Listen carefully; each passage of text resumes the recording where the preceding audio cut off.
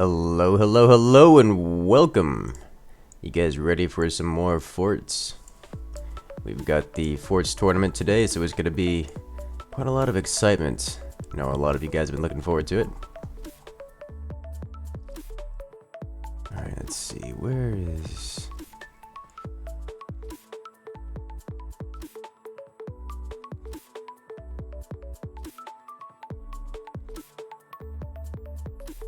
Alright.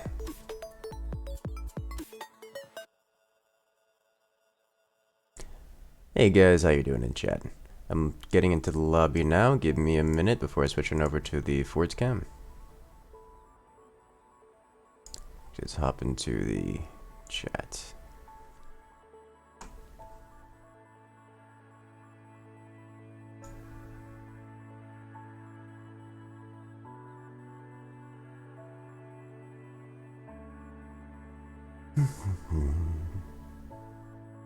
Buckshot asking if King is an attorney. He is indeed.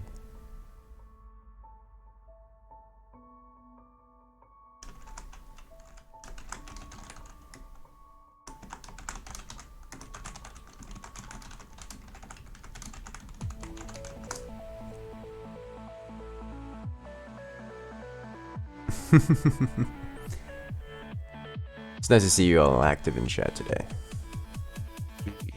And do I have Incursus here? Hello there. Hey Incursus, how you doing, man? I'm doing quite alright, just loading up my stream now. Excellent, excellent.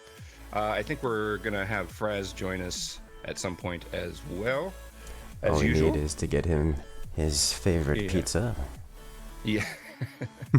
Was it cheese dough ball pizza? I don't think I've had that before. It sounds intriguing. Alright, well, enough about food. Fraz will be here momentarily. Enough about food. That's right. Let's have a look at where we're at in the bracket. This is what the bracket is looking like at the moment. And we're gonna have. Where was the password posted for the current? Ah, there it is. Okay, I got it. No worries. Yeah, so our first match is going to be between Boner Master and Barbaretto. Oh my. And I think, yeah, you guys are in the lobby. I'm going to just make sure. Alright, let's wait a few minutes for Fraz. We probably don't want any excess observers that are not streaming just for the sake of stability. Yep. If people are looking to observe, there are several streams available. Yep.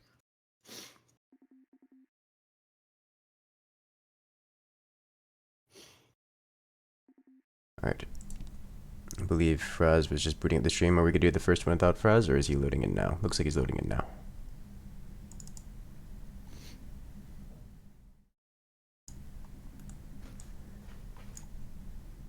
All right, so let's let me randomize the map choice, and we shall see. Hello. Oh, hello there. My apologies. The pizza ran over. The pizza ran over the pizza. No, I didn't run over the pizza. Don't worry, I didn't run over the pizza. I was gonna say, pizza's already flat. Does it need to be even more so? It was a thin crust. I made some cheese dough balls. And remember, guys, in chat, we are streaming with a delay, so if I miss your chat message or it's desynced, be aware that was probably why. Okay, so that seems to be going. That's all good there. I think, okay, so our first map is going to be Tundra. And, okay, just double check, guys. I've got all the rules right here. 15 minutes. The team doesn't matter. It's just me. 1v1. And we just need Fraz in the lobby. I don't know how to get in. Nobody's told me. Oh. Sorry. Surprise. I did not see that.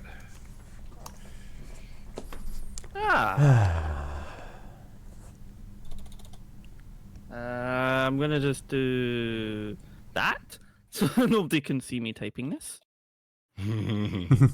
That would be quite good if nobody found the password. And hey, Fraz is here. Hey, I'm here.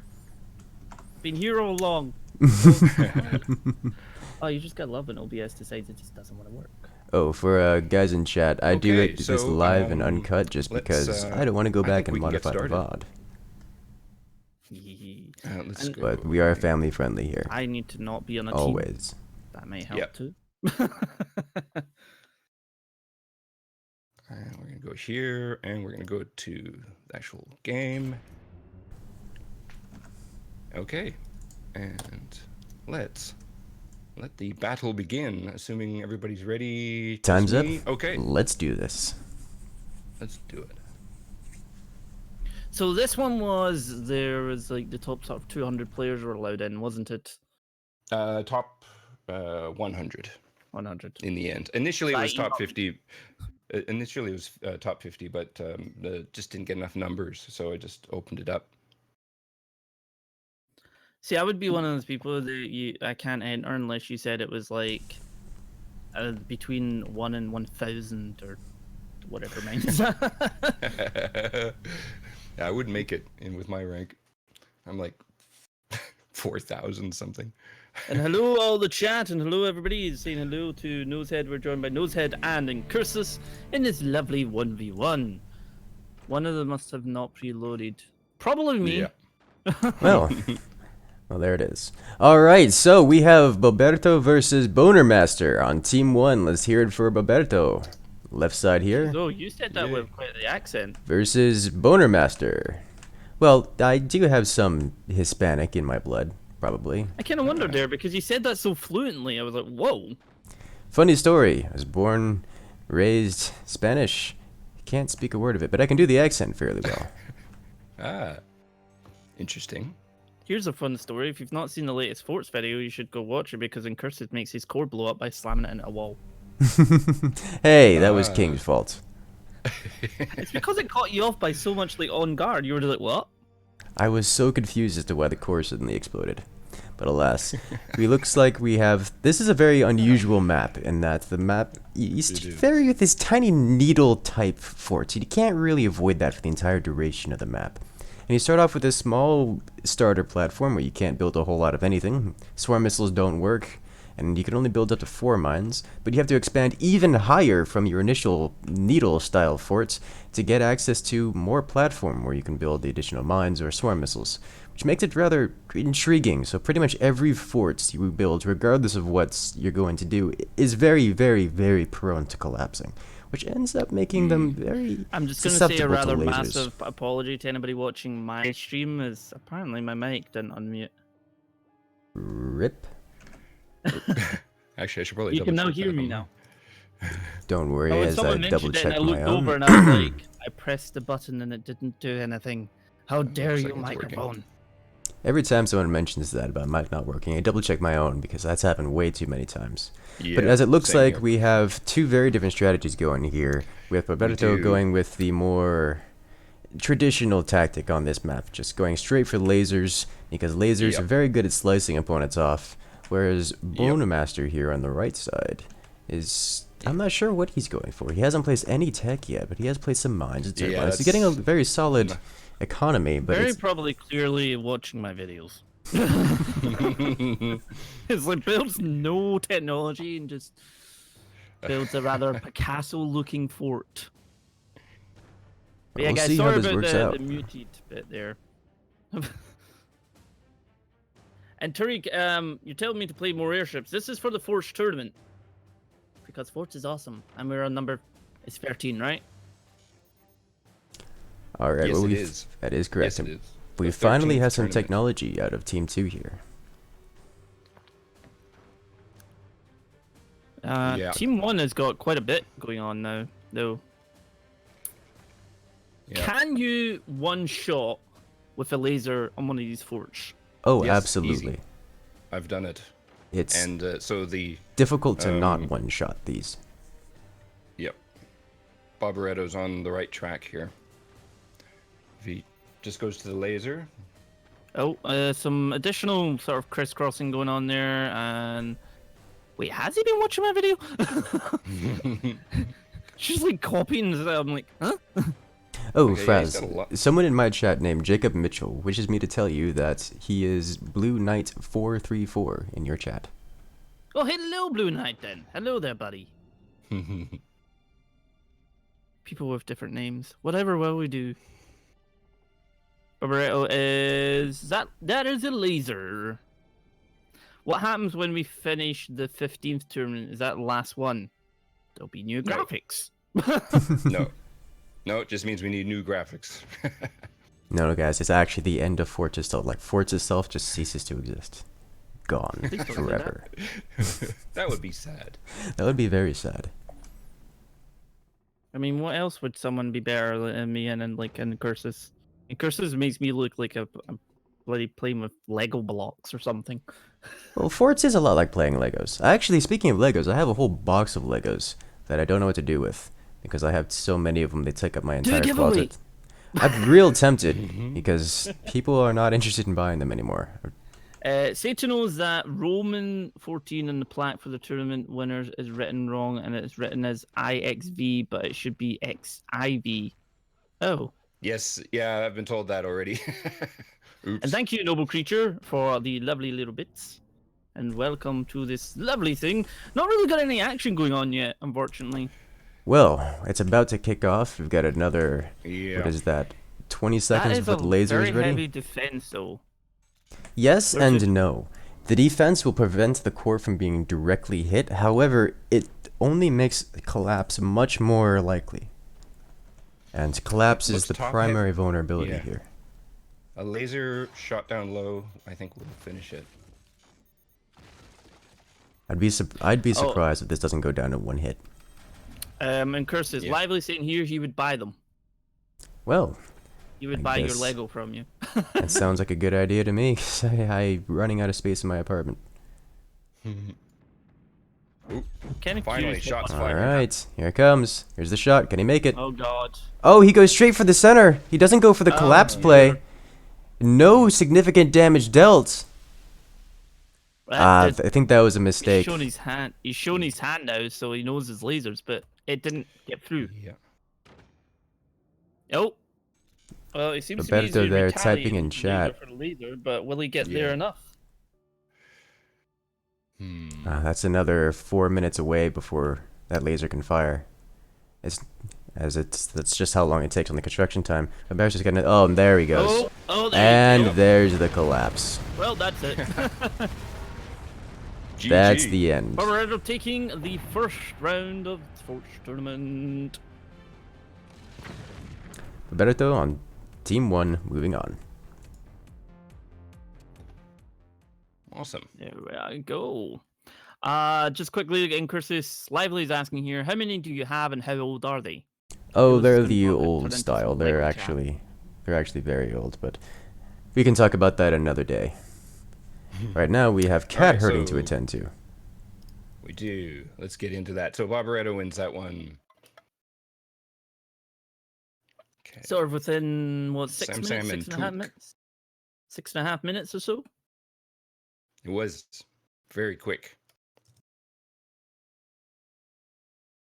Okay, so let's where are we here? Let's get out of here.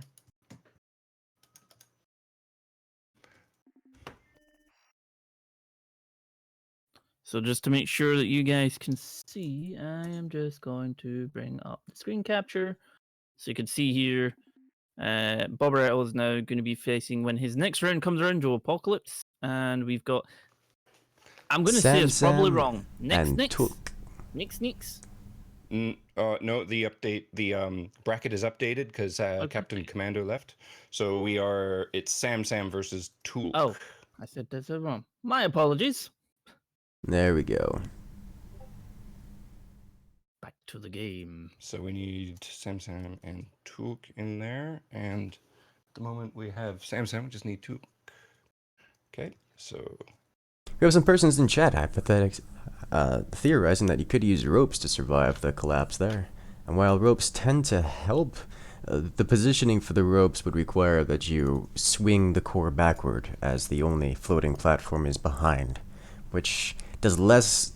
Even if you were to prevent it from collapsing entirely, you'd then be just kind of swinging freely without a base, which makes it not useful. At least not very useful. Thank you, Okay, Noble so Creature, let's- for the host there, buddy, and hopefully you enjoy everything that's about to happen. Looks like we've got all the players in. Okay, so now to switch the map. The map is boxed in. Oh my. I mean, yes, I have Windows 10. I've had it for years. Rank 4? Jeez. So we got rank 4, 6, and 11. I feel so outdone here right now at 6 to 1. Hey, you have a 1 in your rank. If I could get it 3 to 1, it would look better. Okay. Do not worry Everybody about that, ready? Noble Creature. Do not worry about That's that. right. And yes, we are ready to go. Yep, good. Everything's set up. Everybody, the right people are in. Okay, let's do it. BJ, what overlay? There shouldn't be anything on stream. Do you have the board still up? No, it's back to gameplay. I'm real tempted to get one of those stream boards, stream decks. Just do the They transitions. do a mini one now. They've got a mini one that's like 6 buttons instead of like the 15. I like buttons. Buttons make me happy, but I might have to check that out. I can't recommend them enough. It makes Is that like a dedicated streamer keyboard thing? Pretty you can much. basically hotkey it. You can add things to so it just like you can set it to when you go live. You can also make it work for you when you're editing your videos and have it do shortcut keys. Oh, cool. It's basically like a tiny keyboard designed for more hotkeys that aren't pre-bound with some other function on the computer. Alright, we are in Boxed In. Boxed In, a very intriguing map. You start with this giant pre-made fort around you that looks like a box that you have to connect to, with a standard vanilla fort within it. And looks like the teams are already diversifying. This match from the I remember a match from the last tournament in this level. Oh it yeah. got fairly insane. It tends to. Just the amount of wood you can start with it allows for a lot of play. But we have two very different strategies starting off, or at least priorities starting off, where the right side immediately plays down the technology, so they'll be able to field weapons or newer or later technology much quicker. And now they're starting to add on their additional mines, whereas the left side added the mines first. I noticed that left side actually went and attached to the back, whereas the right side is attached to the front. Not really going to be any difference, but I can see the right side is taking advantage of the extra resources. You can just scamper up. Indeed. One Yep. key benefit of these kind of forts with any kind of pre-made structure is you can sell off the structure to gain resources. That's a good trick. And we have Sam on the left and Tulk on the right. Indeed. It looks like Tulk has already placed down some swarm missiles, so this is going to be a really Yep. quick rush. That's a to solid, me that Tulk 15 is like- seconds faster than Sam on the Yeah. left? Beat me to that one.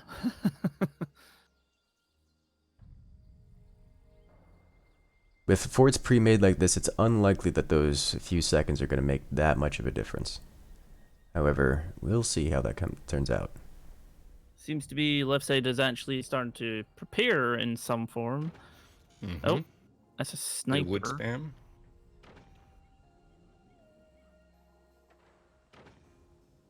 Well, someone likes their snipers. 4. We're gonna have a 5th. We're going 5. Going 5. Going once. Going twice. Gonna be 5. No.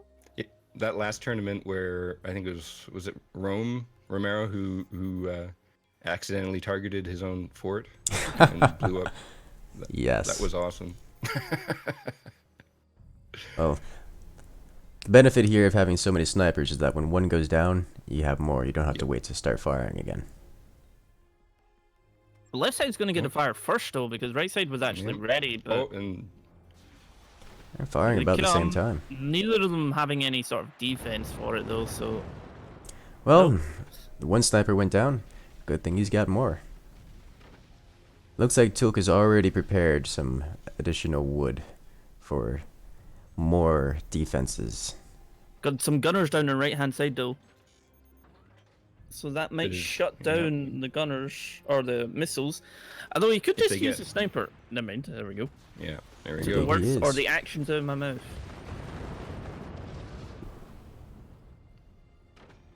Yeah, that was a good trade-off. Alright, Comes so another salvo.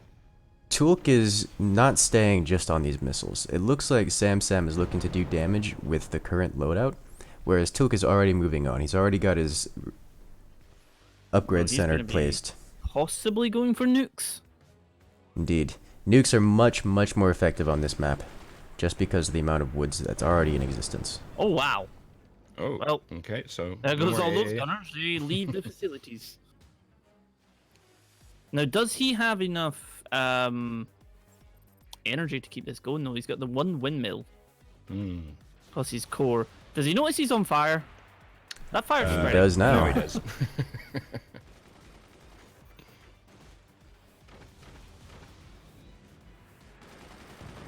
Oh, that's going to be some wasted resources right there. Indeed. Tulk knows that he's not going to finish this off with swarm missiles. He's just trying to apply some pressure. He's going to be upgrading these as soon as he can, and he's just trying to stay alive and be cost efficient. He's put some more turbines out as well. Probably going to have to if the fact that he's going to have to try and fire a Thank you nuke. for the follow. Sam only adding a turbine now.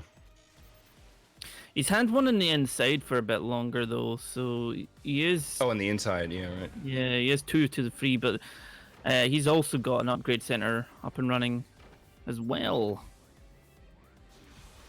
Let's see how this works out. The other player has invested in, well, actually, Sam has invested in more batteries and is now investing in more energy wind turbines as well.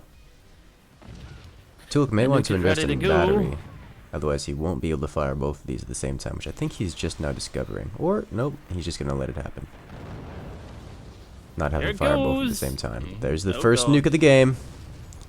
Wiping out one of the snipers, doing a lot of splash How did damage, that but top bit nothing. get on fire? Swarm missile decided to veer off course. Drunk missile. Swarm missiles are born drunk. Yeah, Shouldn't be legal. that'd be thanks to YouTubers. Like me and you, we made them drunk. Looks like Tulk is investing in more batteries. That way he could fire both his swarm and the nuke Yep. at the same time. But on the left side, Sam's getting his first nuke. Luckily, Tulk already has anti-air defenses. Right, where is that nuke going? Oh! Oh! Oh, makes it through. Right through the fire. I thought the missiles were going to actually take that out there. It was a very sort of threat and needle moment there. Feel like it's a bit like sniper warfare going on here, though. I can see the comment now. Why is he not building doors? Door is Yeah, incredibly interesting useful, choice. unless they're in front of machine gunners. True. Sam's gone for the factory. Curious to see how that works out. 'Cause that's going to be very expensive and not nearly as cost efficient as using the swarm missiles and nukes. Oh, Oh, that means that's one swarm mortar is completely shut down. Mortars are a Thank you. good harassment weapon on this one too. Mortar is my personal favorite on this. You just line the entire top with them and just tabby all the way across the field. I haven't seen anybody do that on this one yet. And seeing that it'd be stupidly It's- effective as well. It is because it occupies your enemy.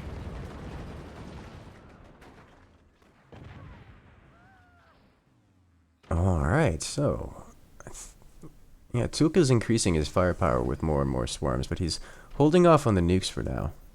Looks like he's just investing in more potential firepower output rather than constant damage output.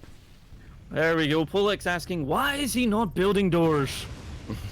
Oh, Alright, we have the There's the first hole. breach of the there's a box. hole. There's nothing to capitalize on it for now. Oh, But that'll change shortly. Looks like Tulka's going to move up to a third nuke here shortly. he's got the power. Might not have the storage for it though. But you have Does enough to not fire have the 3 storage to fire 3 nukes at once. But with the power output, you can store for almost 3. Oh, There it goes. Yes. yeah. I don't know what those gunners are gonna do to that. With the doors on them, they're way too slow to fire. And they won't be able to shoot down the nukes without being incredibly lucky. It's another sizable hole there. There goes the third nuke upgrade, and those other ones are ready to fire again if he has enough. Oh, will these gunners be enough to take these nukes down? Or this one down? Ooh. Almost got it. Yes. Have some Didn't members seem in to do chat too much in the way of damage though. asking whether or not using swarm missiles from both top and bottom. Mostly because the prime swarm missile position on top is also the prime swarm missile position for its wind turbines, making it not ideal. That's another giant hole. The other reason He's is just economy. He's also got the third nuke ready to go. Again, yes, definitely didn't have enough batteries to be able yeah. to So fire. he's just spammed 3 more. Alright, we're gonna have 3 nukes going out this time. Those Oh. doored machine guns, not enough. Oh god. Ooh. Here comes the third one. And that Yep. MG wall completely clears the sky of Samsan's missiles. Oh. Oh, I almost didn't made it create through. my name with an accent Just in that little mind, piece but of I wood. like Just it. The stop piece of that. Little tiny piece of wood. Now if that had been not there, well, I think it would have been game. Yeah. Hey! Berto coming in with the voice chat, saying he didn't create his name with accent in mind, but he likes it. Ah. Alright, we got the triple nuke launch going out. This should penetrate Yes. the wooden wall. And, oh! Not quite penetrate, but completely leaves it wide open. And a lot of damage to repair. But those nukes will be coming off cooldown real quick. Shame he doesn't have an upgraded sniper. Wait a minute, never mind, he does. Alright, and there's no effective AA left on Samsam's side. Those nukes are coming out again. There's only a They're like- they're not- single Is he using his layer own of wooden missiles to wall. try- No, they're too slow. That should go through. Oh, it hits the wall anyways. The noble creature saying here he's hoping they build flak. Paul likes to say build miniguns.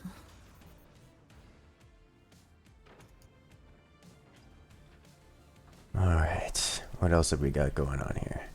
It's just a lot of Tulk pounding into Samsam, and Samsam just not having the economy to deal with it. Look, Samsam's only on 3 standard mines.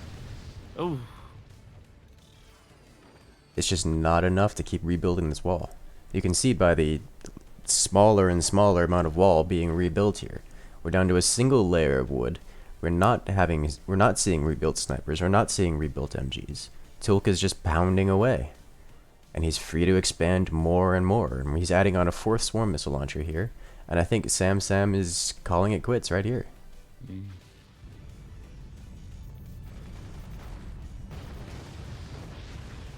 That missile just barely not penetrating. Yep. There's the AP sniper tickling the reactor. Oh, There goes the it took gunner out the for a internal little MG soul. there. he's not rebuilding the wall. Oh, okay. He's just giving up, eh? Oh, no, he He's might rebuilding it not. now. Okay. He's just running out of resources. Instead of rebuilding the wall, he built machine gunners, and it paid off. Almost. Oh. All those machine gunners are gone. But at least he survived another wave of the nukes. Now the only thing is we get 2 minutes and 40 seconds left on the clock. That begs to me though that Tulk's probably done a severe amount of damage. Yeah. Oh, most He's gonna win on definitely. damage. For the refresh, for those who need a refresher and who are unfamiliar with the rules, there is a time limit, and at the end of the time limit, whichever team has dealt the most damage Oh. will be the victor. Oh! Well, that's a big doorway now to get through. It's a bit drafty in that fort. Oh, yeah, and he definitely doesn't have the resources to rebuild. Look how To get some slow that wall's tools. going up. Those missiles have reloaded, but does he have enough to fire them? Yes, he does. Never mind. You see that giant battery of wind turbines? He's got plenty. Yeah. He's just delaying them to make sure that they can get through nice and Oh, is this straight. gonna get through? Oh, It is. yeah. That's a hit. Oh, And it barely survives. He doesn't Is it even gonna have go enough really- economy to repair. Look at that. He actually cannot repair the damage dealt. I think Took has completely shut down any missiles coming from him on this side, but quite a lot of damage going on here. And increasingly keeping this down, so he's having to constantly repair. So his economy will eventually just give out if it hasn't already. As you can Here see, the come repair more icons nukes. failing to complete. Those nukes Oof. not making it. This next swarm missile batch is going to penetrate and do some more damage. Going to ignite everything. And he's going to take out the singular wind turbine left on Sam's side. Oh, Oh. too much stress there. He's not going to be able to rebuild that. Those nukes could have come there's through a and minute cleaned that left. out. Is... There's a minute left, but I'd be surprised if he survives that long. Well, everything's Selling- burning. Here come Everything's on 3 more fire! nukes, and those are targeted directly on the core. Oh. And that's There it. we go. GG. And that is Took taking match 2. Indeed. 40 Took seconds, with the 41 victory. seconds left on the timer. That damage inflicted difference? 15,492 to 157,000. That's a whole factor of 10. Jesus. Ow.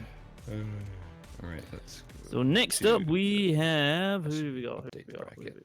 So that was Took. That was Took Through. advancing over Okay. Sam. Next we have JC Calais versus Simza. Let's see. Let's have a look at the bracket. Okay, and we'll see who's in here. We got, yeah, I think maybe JC Calais has not shown up. Is that Oh no. Alright, let's go ahead Yep. and check on our him. first forfeit?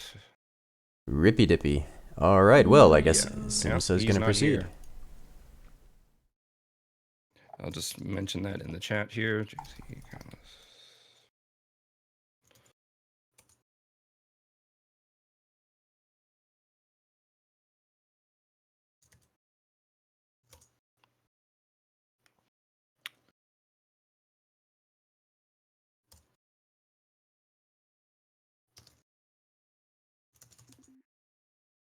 Alright, so then we'll move on to Alright. the next one. Okay, so let me just update That'll be thing again. So we need Skitkin versus Romero. Skitkin versus Romero. Okay, so Simza wins his match. Indeed, guys, more forts Yeah. for the forts gods. I now want to play you So- in Dawn of War.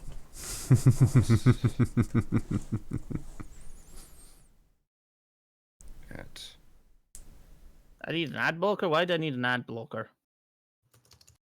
Why would I use an ad blocker? If there's just an ad down there, it doesn't bother me. Ads don't bother me, I just don't pay attention to them. Plus, it'd be a little bit odd if I was using an ad blocker while wanting people to not use an ad blocker. okay, we're gonna go. There's some members in to chat the asking bracket. if I'm participating in this Yeah, tournament. still. I am not. I am merely casting. Or talking about everyone as they play it themselves. Basically, he wants to see everybody's strategy, so next time he can just mop the floor with them. No, That's it out loud, no, sorry. no. Don't worry about it. It's fine. It's fine. You could just go tickle their floors or something. Alright, so Eskit Everybody's is AFK for a Uh, moment, but it looks in like the everyone yeah. is here. So I'll Yeah, be starting okay, the actually, match in a shoot. moment.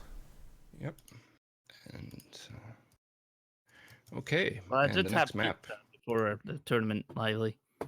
That may be why there's a pizza ad.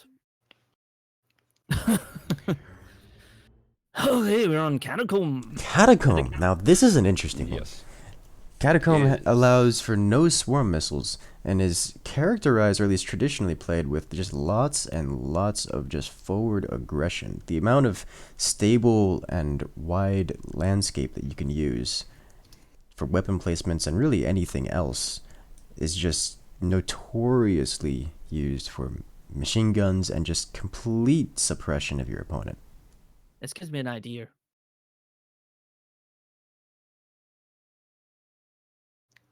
There's a mod that allows you to create miniature reactors, and then you can attack anti-gravity things to them, and then fling core at them. Here, catch a nuclear bomb, essentially. Okay, so I think we're ready to go. Yep. Romero All right, against... everyone is here. Let's do this.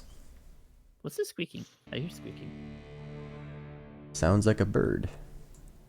All right, so we have Team 1 on the left here, Romero, playing versus Skitkene on Team 2. How did you manage to say that? Magic. Yeah, at the end. I don't noticed that remember both that. went very different technologies right now. One is going for potentially rockets slash... Actually, that could be fairly painful if there's no gunners. If there was like EMP or upgraded rockets. We have in chat saying, I'm finally a map where people don't spam missiles. Yeah, I get told not to use missiles. Oh boy. And then I stopped using missiles, and people are like, "Why are you not using missiles?" I was like, One of the more powerful strategies in this map is simply the rockets, just using the EMP missiles and rockets. You've got a lot of landscape you can use, a lot of face. Got a couple of snipers in here from right-hand side here. Wondering if he's going to use them for anything? Likely just to suppress the enemy once Team 1 decides to start exposing weapons.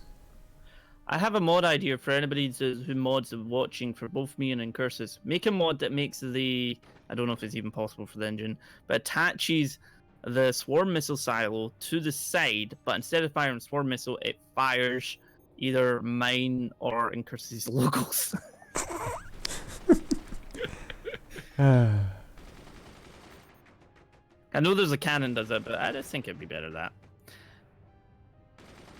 It's my rats. What about my rats?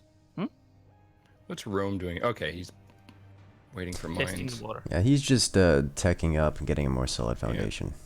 Oh, we have a It's going to be missile? very likely a missile launcher here. Come on, give us another piece of the puddle. Or just don't. That's a flak. No, Flak. He wants to Interesting. remove those machine guns. Yep. well, they do like they can do quite a lot of AOE, so I can see why you would probably go for that.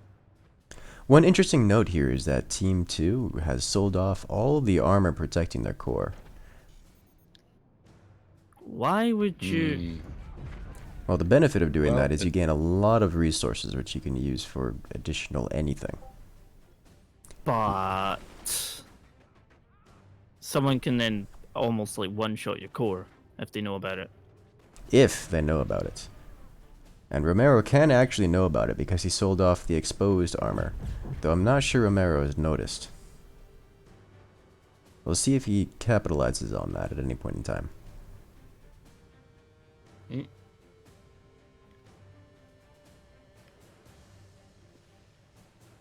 Definitely looks like Romero's kind of going very heavily on his economy right now, which could benefit him in the longer game. Nothing really coming out of... I keep saying right side because I can't pronounce his name ever. Skitkin.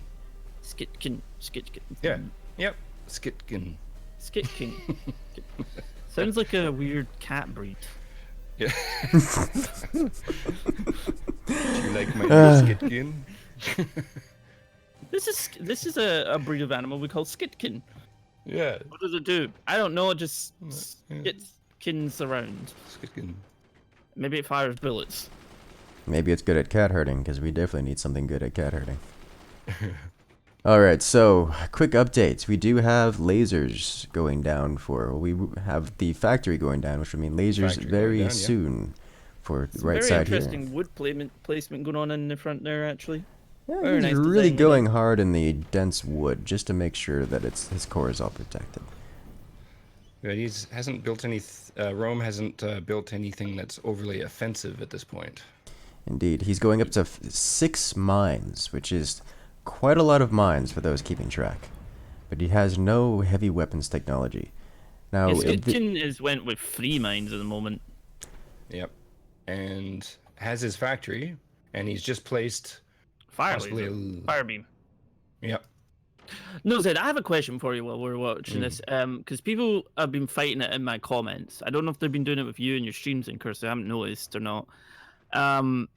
Is it fire beam, fire laser? What does it fire? Some people are saying it fires plasma. Some people are saying it fires fire. What actually does it fire?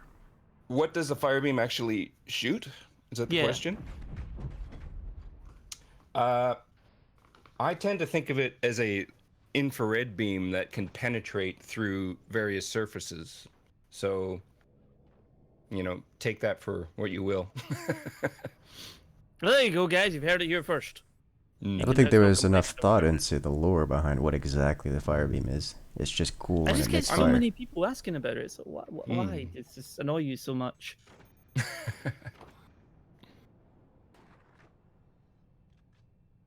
I always feel like sometimes when you shoot a sniper, it's like, hello, tickle, tickle, hello, tickle, tickle, I'm here. Oh, whoa. Ooh. Nice. Never mind, to take that back. That wasn't a tickle, that was more like a punch to the face. Interesting. So what happened there is Romero replaced the wood with a energy shield, which any energy shields, metal, anything that you replace is not solid until halfway through its construction. Meaning there was a brief moment there where it's vulnerable, and we have some reflections going on. Rome investing heavily into energy actually, shields. like he's added on. He's up to 5 windmills now to be able to support the shield, so he can actually. Yep. Did he detect the fire beams, or did he see the factory going down or something? More likely, he knew that there was just going to be heavy weapons tech coming out, as clearly the opponent hasn't done anything except sell off his base and rush what can only be imagined heavy weapons. His opponent clearly was not going for any kind of early game weapons or tier 1 weapons. Welcome, to the new sports tournament. Hope you're well. This is an interesting one, isn't it? Okay, so Skitkin has gone for some mortars, which are probably actually going to be more effective. Do we have a... At this rate, much more effective than the fire I feel beam. like that's what it's turned into. It's like a little bit of this, a little bit of that, a little bit of this, and that. Well, Rome is going for the factory himself, so he's not going to be applying much pressure using non-factory weapons. He could have also gone for an upgrade center and used rockets, which would have been horrendously effective. That gunner down the bottom doesn't seem to be doing anything. Got here, what the heck is Romeo doing? Well, he does have a much stronger economy. Right now just taking some hits, kind of reflecting where it's actually hitting. We've got Romero versus... I can't say Skitkin. Skitkin. So we're sort of reaching the halfway mark. I think we've just passed the halfway mark, actually. Yep. Does he notice there's a hole next to his core? Yes. Yes, he does. Yeah. So I'll be interested to see where he's got the gunner go down now, but that not really doing as well. Ooh. Oh, that was interesting. Oh, he hit it. See what happened there? Those bullets went through the fire beam and then lit Skitkin's fort on fire. It's just like sitting here. It's like, what's burning? Oh, hello. It's my feet. Okay, so Rome has finished his factory. If he's got enough resources, he should probably place something spicy down. That is 3 fire beams. What? Yeah, it is, isn't it? Interesting. Curious that he's still sticking with them. EMP rocket. Yeah, because clearly Rome has got the counter for that. It's not working at all for Skitkin here. No, it's good to see, actually. It's good to see somebody show how you counter the fire beam. Because people say it's unbeatable, but, well, here's a good example of keeping it at bay. Got here the laser going down, I believe, for Romero. So, and Shakin doesn't have any. Yeah, shields. so basically. Not only he's does he not really have prone. shields, but he doesn't have the economy to support them either.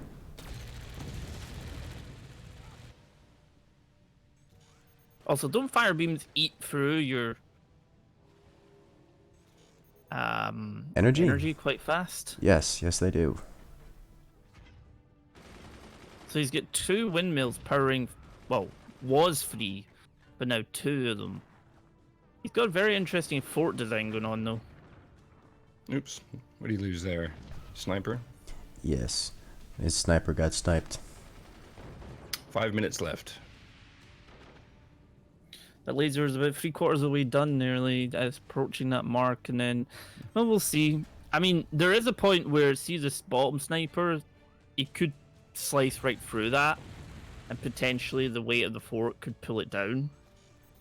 Well, fortunately on this map, the fort comes default capable of sustaining itself, or suspending itself from the top. I don't think he's added enough weight to change that around. Okay, so this laser is about to come online. See how much damage it does. But Romero definitely needs to keep up Got with the this heat. damage to stay in the lead here.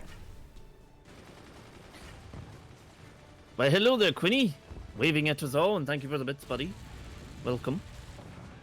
Oh, Well, there that goes. the double Oh, snipe nice. Will right that into take the fire mortars? beam. Will it take the mortars? Ooh. Almost. He's choosing not to use the laser yet.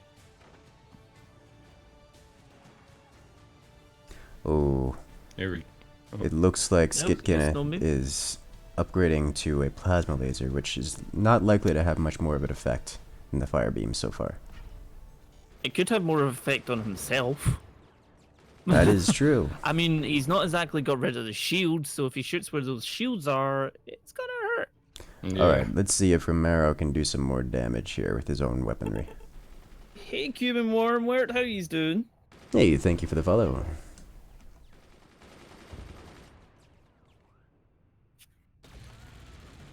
Oh, there seems to be a minor weakness there, actually. Where's Yeah, it? the- Oh, If that takes the battery back there, he could have some serious problems. Oh, that could be a bad chain reaction. Let's see if Romero can repair his laser He and needs use to it. fire that laser. He needs to issue some damage. He might just lose out here on damage dealt if he doesn't. Yep. 3 minutes left.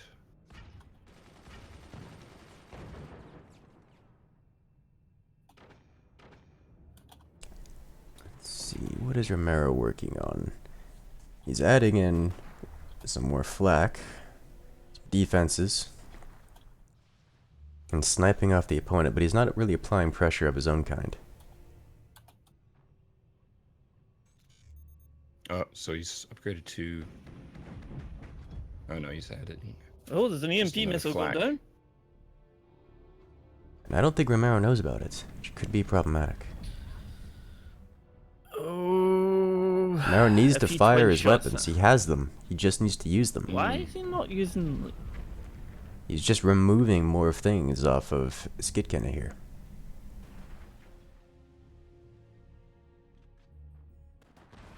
Here it comes. And it's not gonna get through. No. The question is, Romero going to fire, or is he going to focus entirely on trying Yeah, to 'cause he- remove the EMP? Oh, he Oh, retaliates. oh. Oh, Good counter. massive damage dealt. Yeah. Did that That's take down both the removing- laser? That took both the Tickled constructing the, plasma laser reactor. and the fire laser.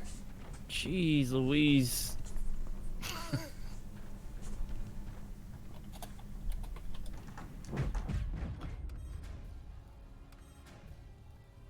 I'm not entirely sure. People keep asking why Romero is holding off on actually firing his laser so much.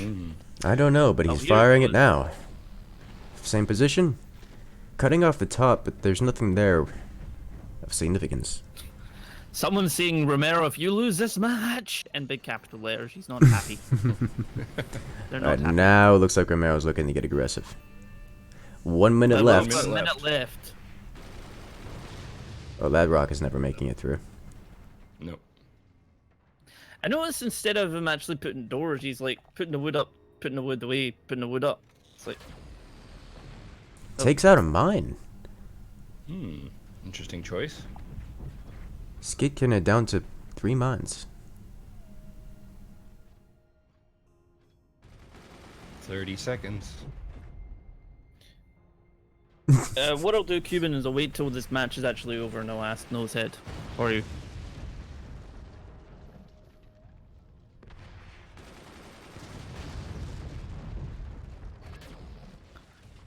We're actually seeing here he's actually friends with Romero, so he's like, if he loses, Romero running out of energy. Doing a bit more damage though. We'll find out right now. It's gonna be close, I think. Well, team one. Yeah. Oh, on reactor health. Yeah. Not damage. That's interesting. that was close. Team 1 not dealing as much damage, but Romero wins for having dealt 9% reactor damage to Team 2. Yeah. It was that fire beam explosion that did it. Close call. Romero with the win. I'm surprised at Romero's lack of a sort of aggression. Where you're saying is like the Romero should have been so much more aggressive, but just wasn't. Suppose he didn't really have anything, but he did have to go in the defensive with the shields. But he spent quite a long time for not bringing that laser to bear. Do you have any reason why you think that, Incursus, Nosehead? He was having power problems at one point, toward the end there.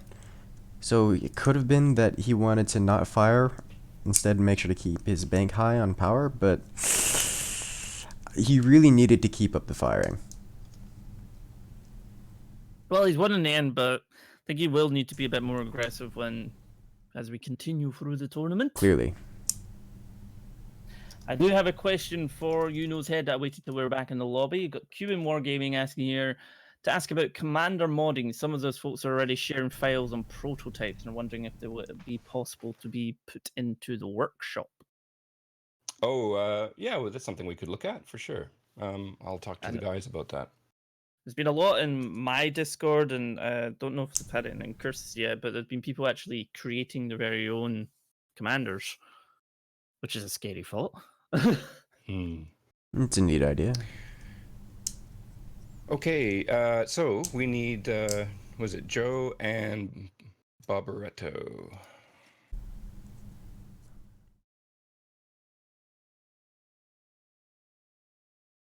Alright, if we can get those two in here. Yep. Just going to bring this. I can't press buttons. I keep forgetting to put a screen capture button on mine. Hey, Fraz. You no longer have a 1 in your rank. What? No! No! I'll be back in a second. Someone come here so I can kill him. Don't we have the French streamer today during the streaming the tournament? I don't. Is X-Rays in here today? I haven't seen him. He's yeah. I haven't talked to him too much lately. He's always welcome. Of course. Thank you, Quinny, for the bits there with well, a 3-leaf clover, a little doggy. I was sad about the dog actually. Do you know about the emote dog from Twitch, guys? Nosehead and Incursus. Yes. Sorry, I'm in cat herding mode. There we go. It seems the guys are actually really quickly coming and going though for this one, which is nice. Which is really nice. Yeah, it's a bit easier. All right, so let's get the next map happening. And hello, 1337 in a week.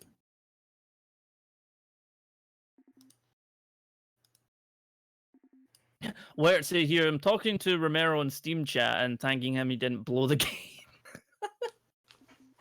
Poor Romero is like, he's won and he's getting picked on. Oh, Arctic Span. Apparently I didn't have that one. Strange.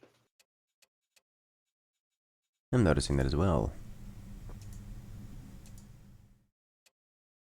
Alright. I could have sworn I've played on this one before. Why do I not have it? No, I don't understand why it made everybody download it again.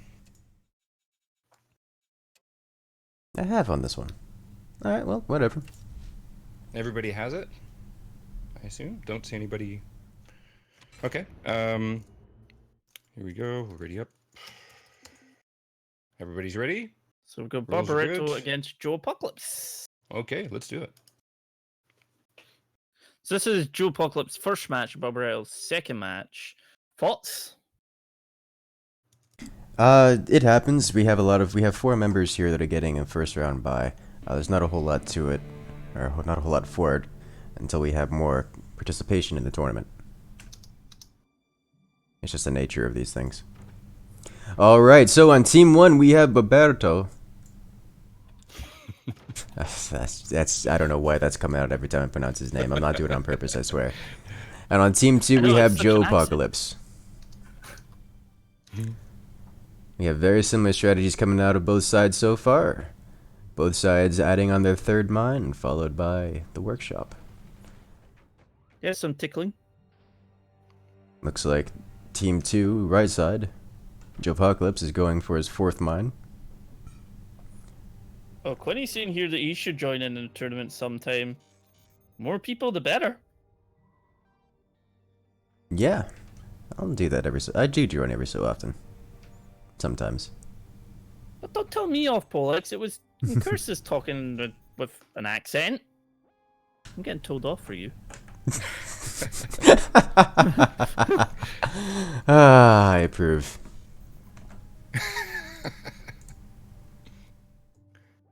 Okay.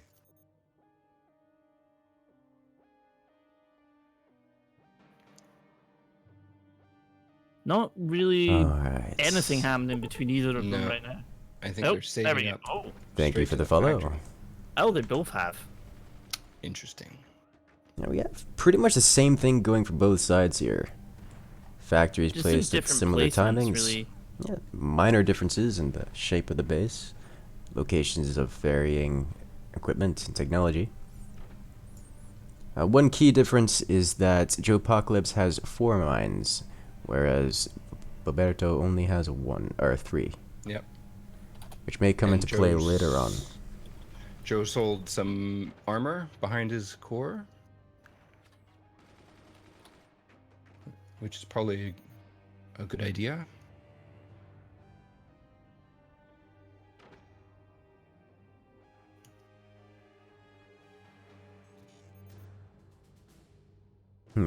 Always find the bit that is holding up your core always feels so flimsy in this map. Oh yeah. For this map, I've actually had a lot of success going mortars just because of the Yeah. placement on these. Yep. I was You literally shatter just anything. about to say that. The mortars would just... If you Go shatter right through. anything, the whole fort comes tumbling down. Yeah. I imagine that is the point with the lasers here. If they manage to pierce anything, the whole fort comes down. Yep. So well, Question Joe's is got who's his going to fire first. He's got And the laser's the dead. laser. So Joe's first to the laser.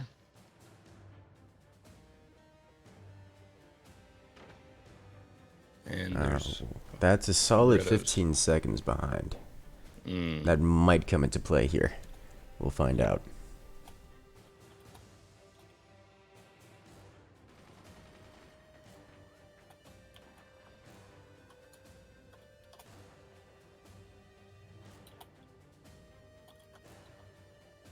There's still not a whole lot of action going on. Joe's still only on 1 turbine. As I say it, he puts down a 2nd turbine. I feel like they read our minds. That, or usually by the time I say something is when it really, really needs to be done, and they're getting to that point where they know that as well. Joe Poplik is going for a trick here with the sandbags, using sandbags to defend the turbines. He's been watching you too much. Alright, I think Joe Apocalypse has managed to build his laser without revealing exactly where it is.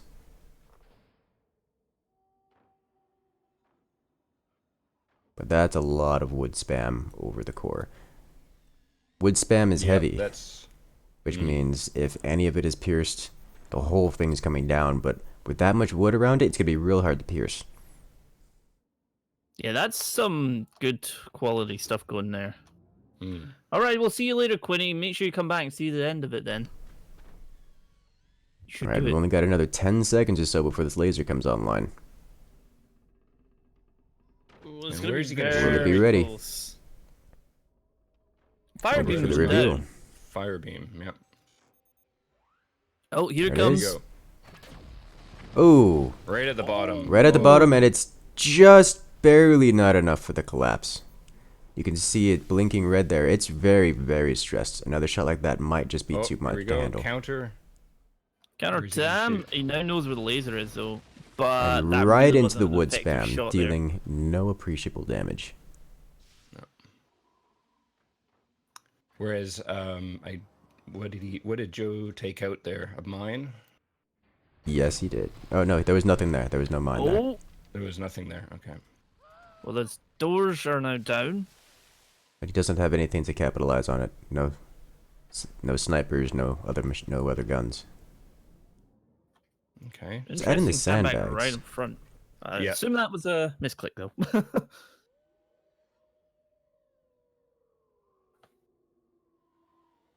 Think he's going to do the 1-2 punch with the fire beam and the laser? Probably. Oh. Oh, and there that's it. is. Nice. There goes the core. All it takes is one penetration and it's gone. Alright, Babato has GG. been defeated. Japocalypse with the win. That is that round over, folks. Well, That was quick. Okay. Hey, King almost got Simza in practice on this map of Mordred. How did that go? And Joe goes. No, I did that wrong. Sorry. you know, messing Joe up goes works. through.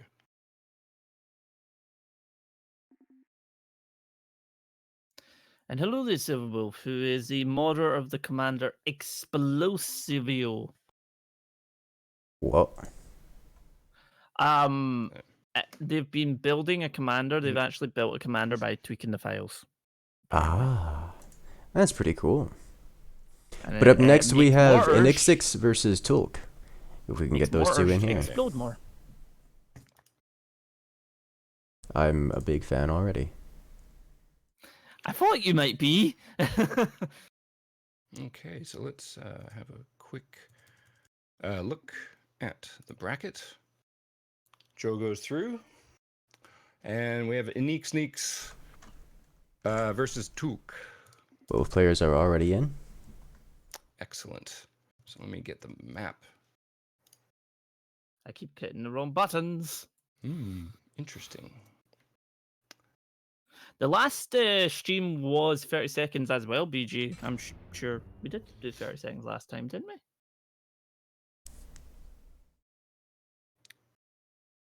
Okay, and we're gonna switch back to the game. There he is. So we get Nix versus Tulk on Hang Time. Is it Hang Time? Right. It is Hang Time. It is. So, Alrighty, place your let's go. bets.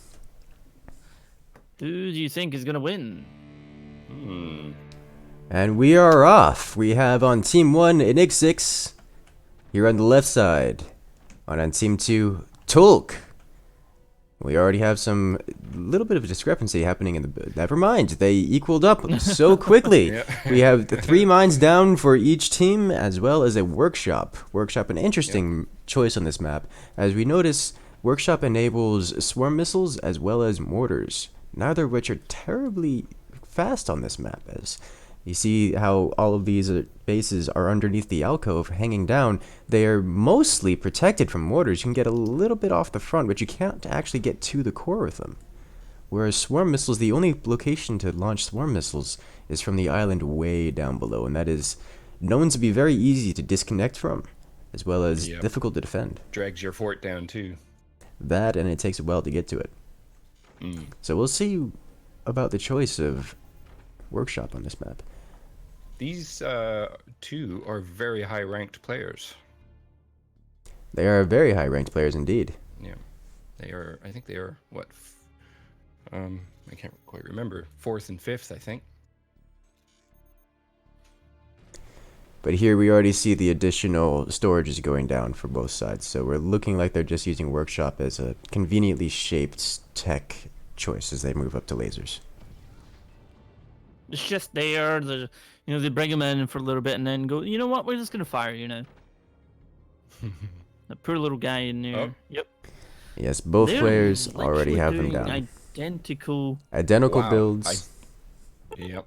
They've even both sold off the Workshop. Yep. The only difference right now is left side's got 3 windmills, or about to Thank be you for 3 the follow. windmills from Nix, and Yeah. And thank you for letting me Right guys know. side I is noticed the doing some first rope action? comment about Yep. the Yeah. overlay still Right being side up and change it also, there. It Tool- just takes Tool, sold like his 30 armor seconds around his core, or the duration of delay. whereas Inix still has some of his. So I'm curious about the position of the factory in front of the core. If that's going to come into play or not.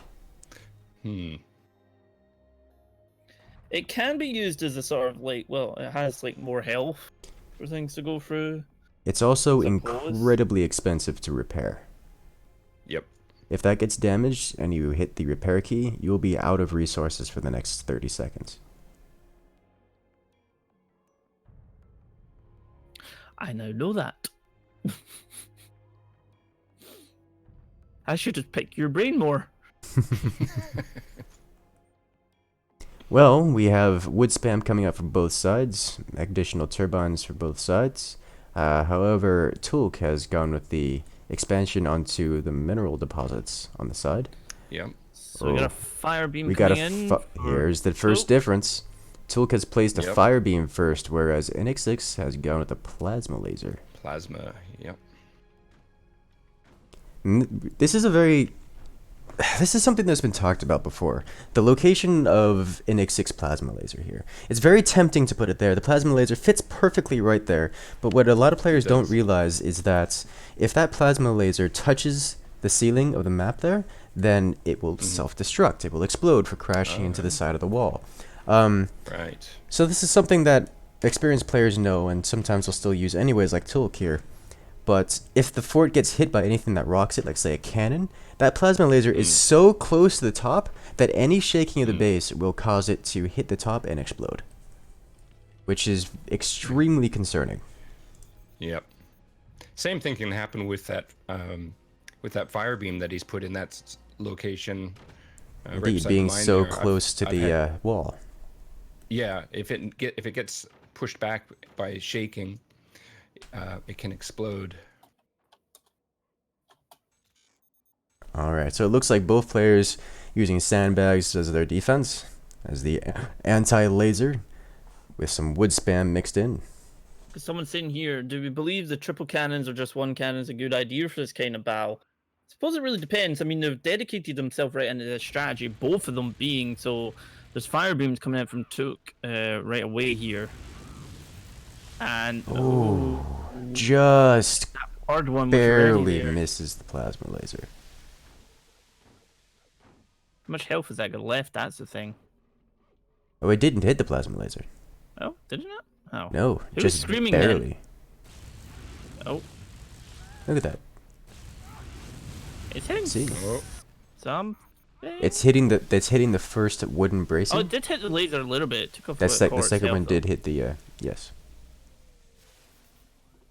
And yeah, guys, that's a link you Alright. can follow for picking up forts. Make sure you're doing it if you're new here. Wondering where it is. Oh, that's it. The chain reaction. That's all he needed. The triple plasma beam, or the triple fire beam. And Ixix falls. oh my god. That was amazing. Too much fire. Interesting. And We yeah, have guys, make Tilk sure you're moving checking on. out the Forts official Discord where you can keep up with all the great news for Forts because it's a phenomenal game. But yes, Heretic, there is a stream delay of 30 seconds. So whatever you're hearing is from 30 seconds ago, and this will be also 30 seconds ago. Okay, so that was Tulk who was through. Indeed. Tulk with a victory. Okay, I'll just that was bring awesome. this up for you guys so you can have a little look at that. Let's have a look at the bracket. It's King Benji versus Simza. It's Simza, isn't it? That's right. Let's get him in there. Yes. Okay, Zimsa's in. That's convenient. And he's against King. And he's in there too. Excellent. Let's choose a map then.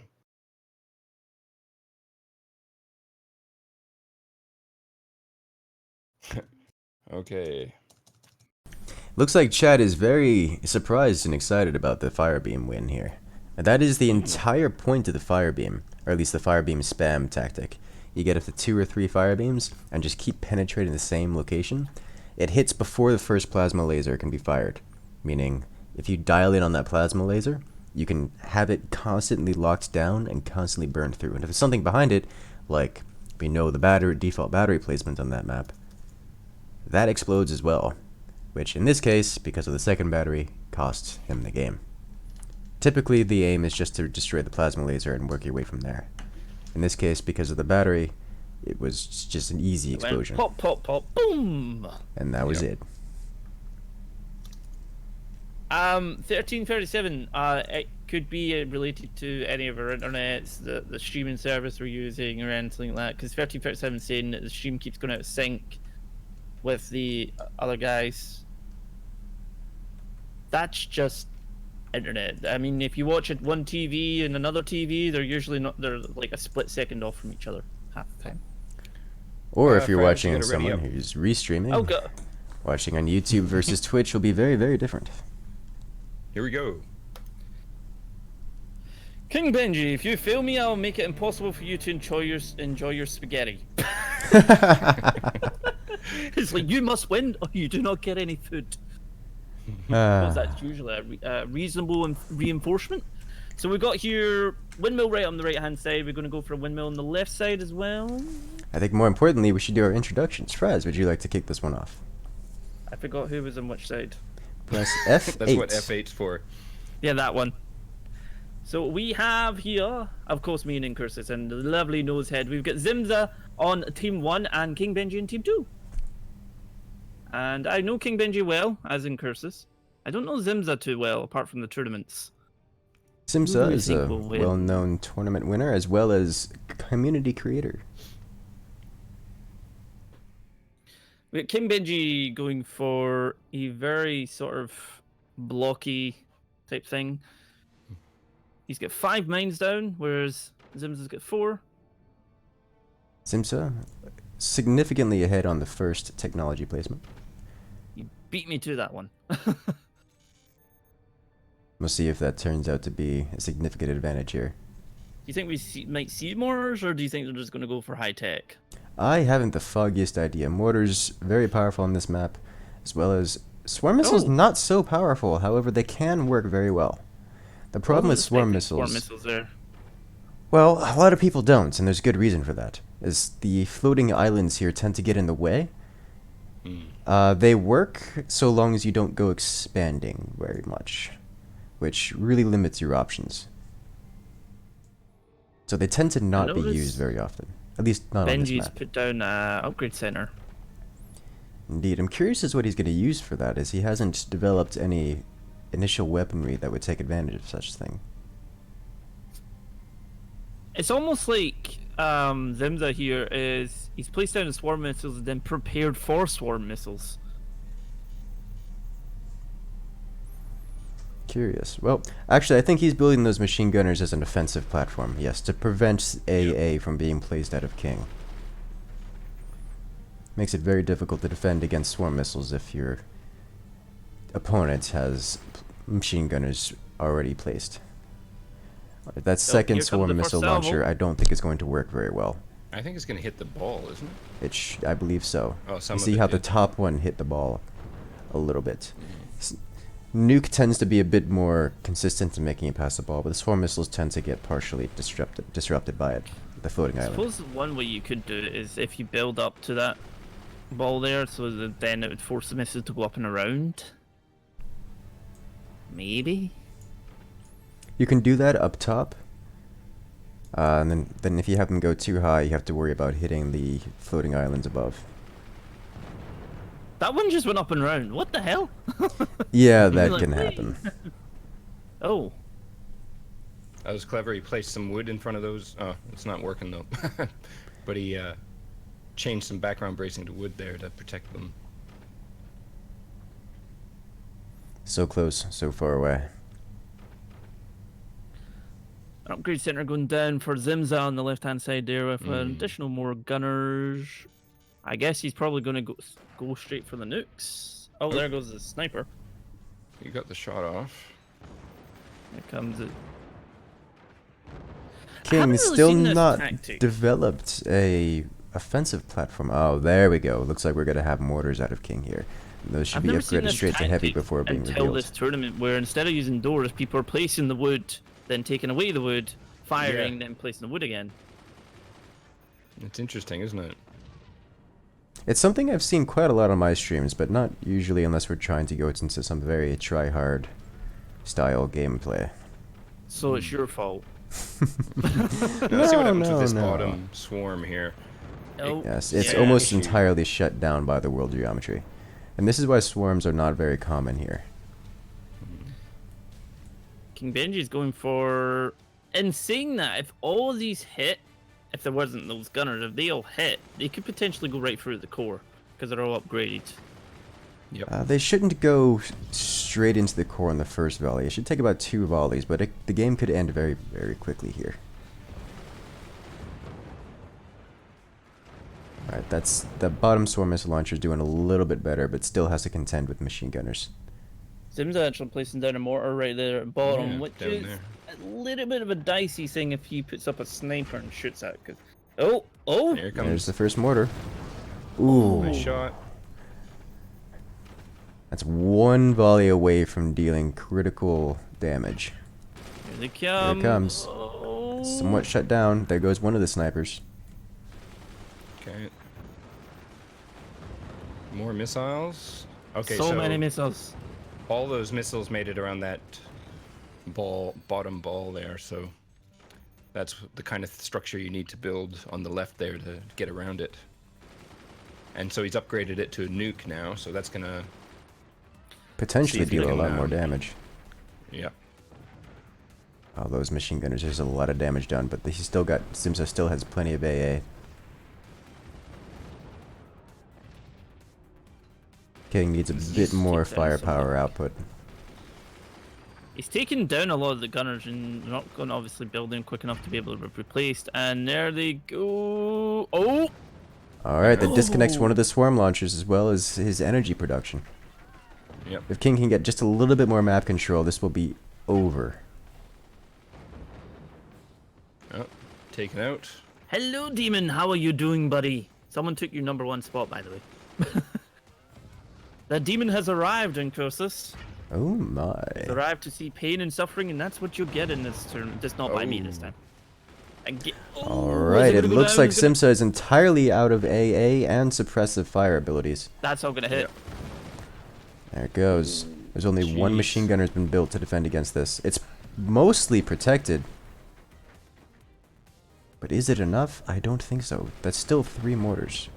Oh, Alright, well, 1 machine gunner taking out 3 mortars.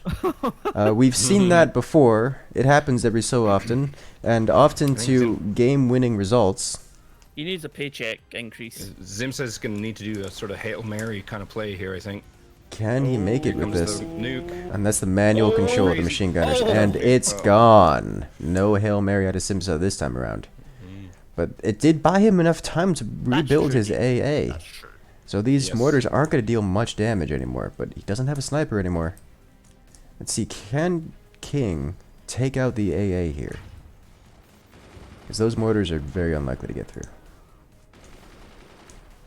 With an AP sniper or just more forward-facing damage, it could be done. Ooh, lucky. He gets Very it lucky. just Got in shot time. off by Simsa. Okay. Oh, the auto target's not even aiming for the nuke. The nuke gets through Okay. clear skies. and causes some reactor damage. Which means in 7 minutes, Simza will be the victor. Should this go to a timeout.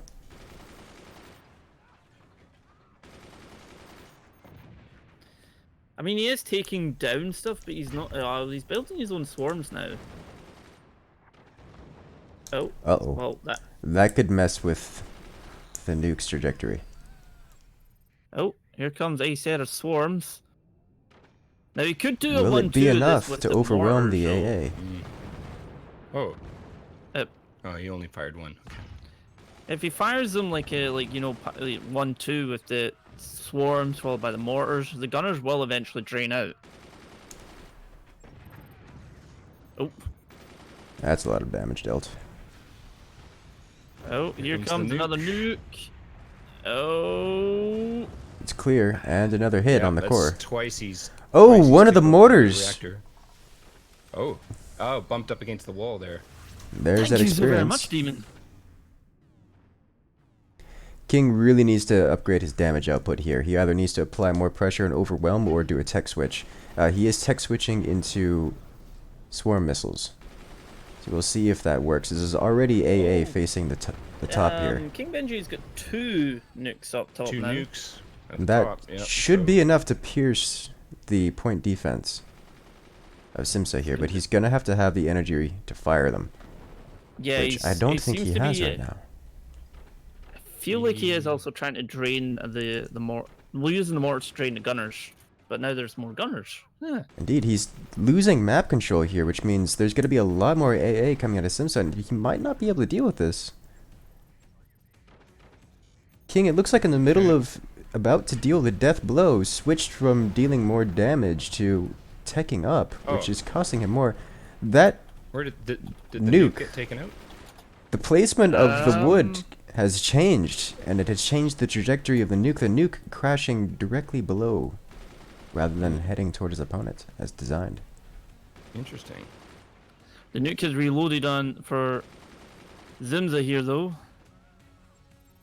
Uh-oh. We'll see where this Okay, nuke so goes where this does time. this nuke go?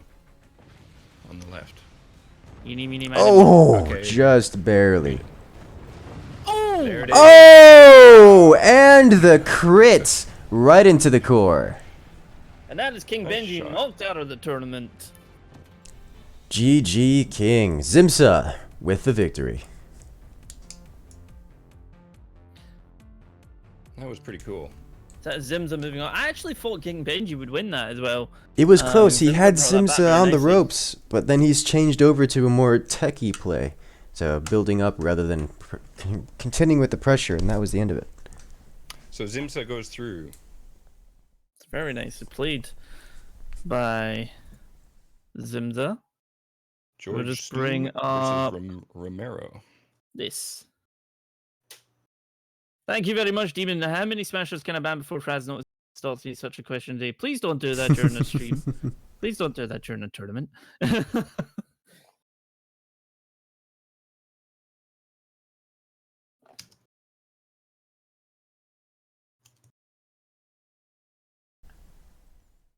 Oh boy, that was a good match. That was actually very tense.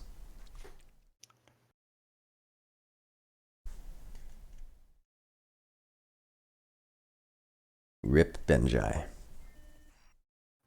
Alright, so next up we have Jorge Stum versus Romero. Both players currently in Okay, the lobby. so- Oh, they are good. Excellent.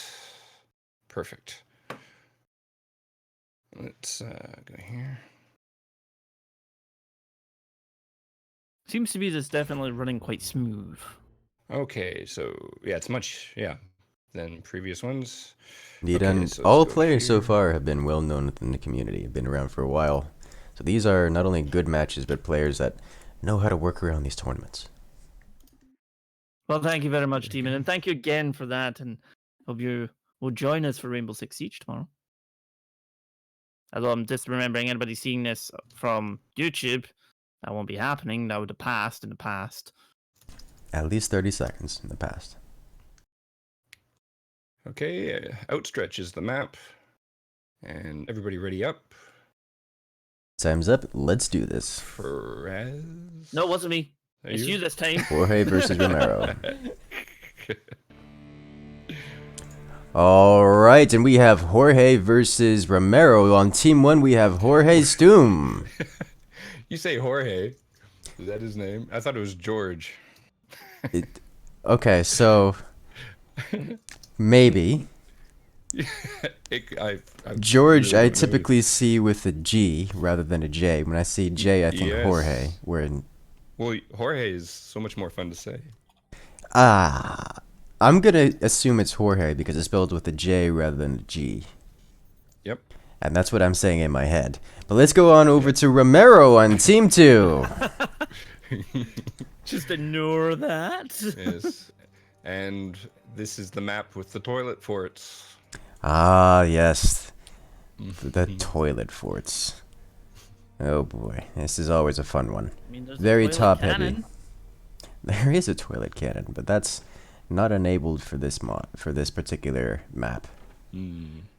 But we have similar yet mildly different strategies going on here. Oh, that's Well, some that's risky gonna play. be some quick aggression coming out. So on the left side, we have Jorge, who's built workshop and then sold it off the moment he put his mortars down, meaning that he can have more money. He's even selling off all of his metal. This is a full all-in. Is Romero going to be ready for this? Romero, instead, going for a workshop, but also the swarm missiles, which will not come out for a time. He's selling off his own defenses. Is he going to be able to defend against this? Jorge not going for the upgrade center, building a turbine, and starting off the aggression so soon. Romero seeing those shots coming in, building up some anti-air, but there's going to be a couple more hits landing before those are ready to defend against it. Oh my. Another volley coming in. Yeah. Oh, It's not enough to break through the wood just yet, but it's getting close. Romero's selling off the last of his metal just to make sure he can put down a little bit more swarm missiles. So when that retaliation happens, it's going to hit hard, but he has to survive long enough. These machine gunners are now exposed. They'll be able to fire, but also take fire. 2 of the mortars shot out of the air. 1 still lands. See, the only thing is, with him going all in like this, if it doesn't work, Yep. It's in a most big, strategy games, it's going to be a big little bit, commitment. well...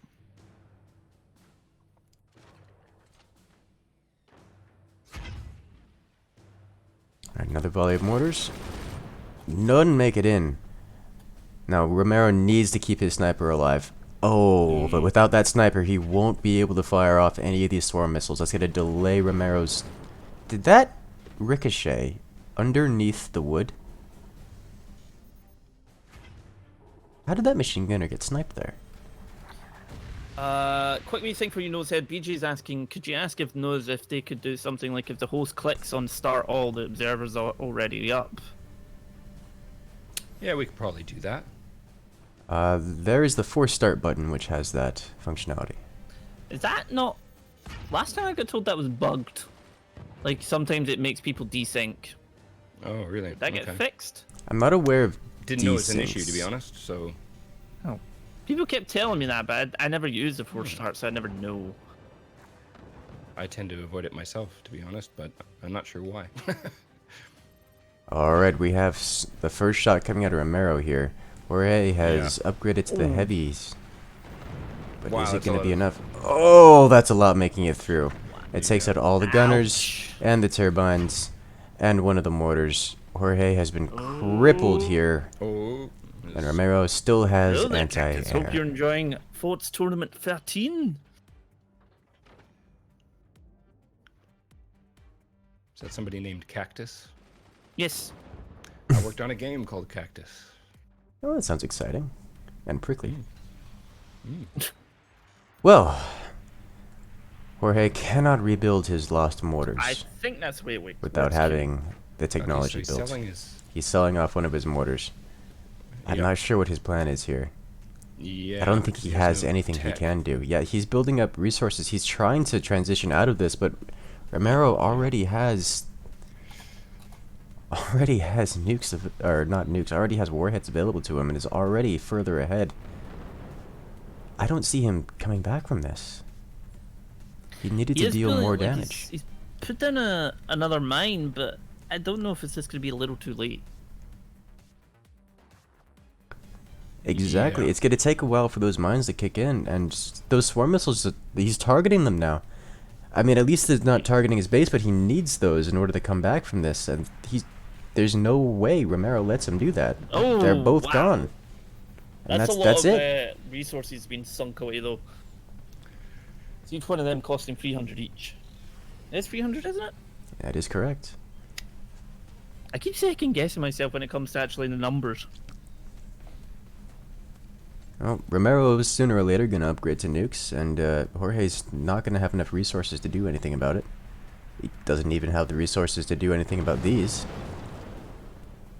And you just These need are to get gonna there be to key. it. He made a big call going that full aggression right off the bat, which, you know, I think we've all seen that work in the past. But I mean, in the context of a tournament, you know, you got somebody like Rome against you who's going to do a very efficient, you know, Defense. standard build, you know, and so yeah, it just didn't work, did it? It was almost there. With a little bit of luck, he would have had it. So all we had these.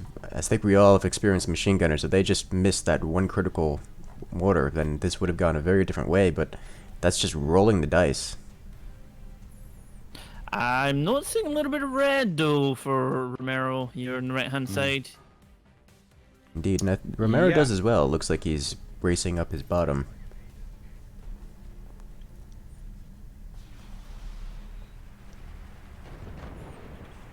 Well, at least that's a few swarm missiles. And there goes that machine gunner. Okay, so he's built his workshop again, so he can. Sell now out he's the selling upgrade it. center. Okay, it's all very interesting. What commander do you think he is if he's doing all this? Back Is and he forth. pinch fist? I'm not sure. Anyone from Smash Gaming in this tournament? I'm not entirely sure. King Benji is on, actually. Incursus isn't taking part. I think. Is he sneaks really in it. going for the factory? He is. Wow. Stoom here, Jorge Stoom, is betting on surviving long enough to be able to place a laser and fire it. Oh, and he sold the workshop again. Jeez. Well, I've he's never certainly a seen fan that. of all ins, but he's going to have to defend against nukes coming in here fairly quickly. Yeah. I think Okay, That that didn't did pretty really much do nothing. much. I think Romero's looking for what his comeback play is, but I think Romero's going back to his tactic of just trying to prevent the opponent from expanding, and rather than going for the finishing move. You see, he's searching around the background bracing in Jorge's base for anything new built, but he's not building new things outside of his base. He's not trying to reclaim the map. I don't think Romero knows what to do with an opponent that isn't trying to fight back. He's confused Romero.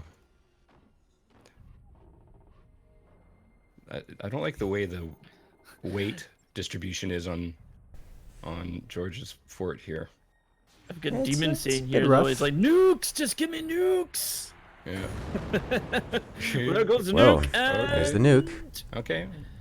Splashes almost harmlessly.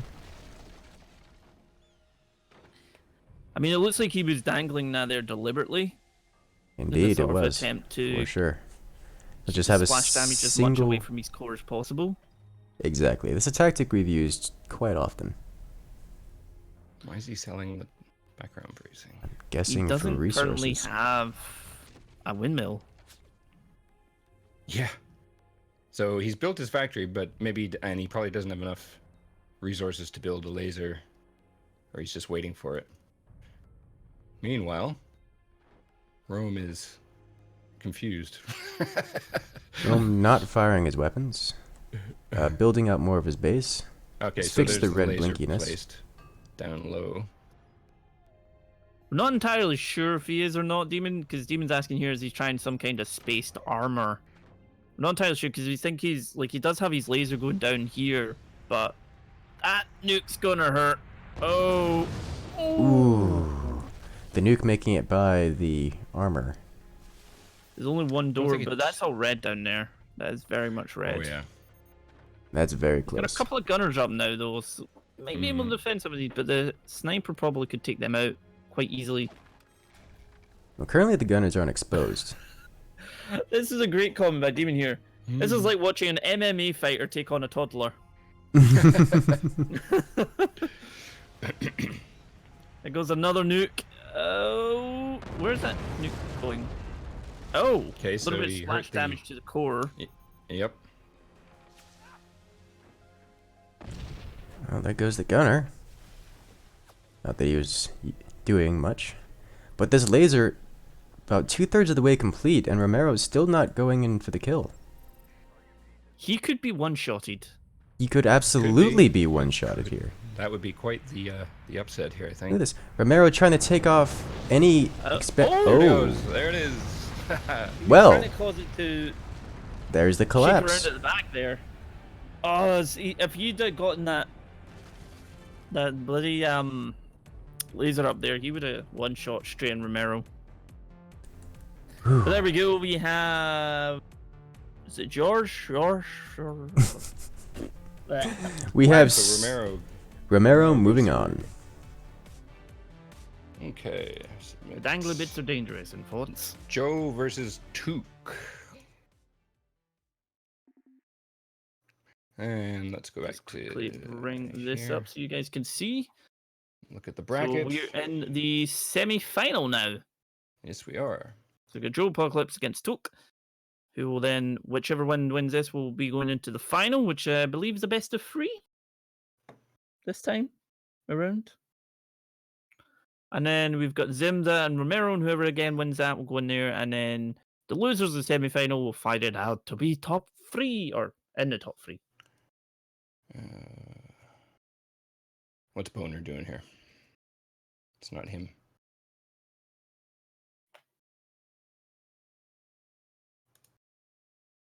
My bracket is not updating. Just curious. Let's See you later, Yeah, Cuban. mine's- Enjoy mine's your world of updated. warships. So we need Joe and Took. Where are you guys? Do we kick Boner, or do we... That sounds really wrong.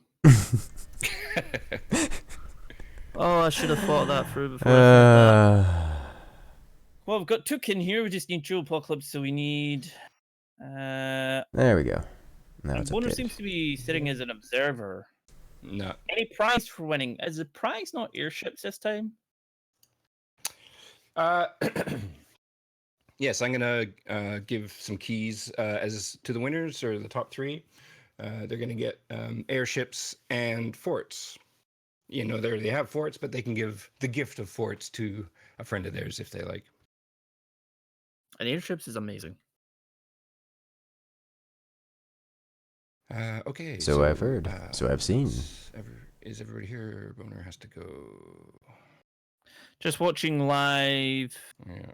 Please tell me that doesn't mean Big Brother. The better not mean Big Brother.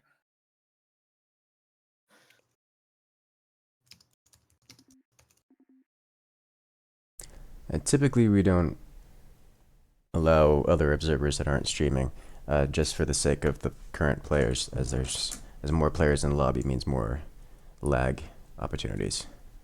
Yeah.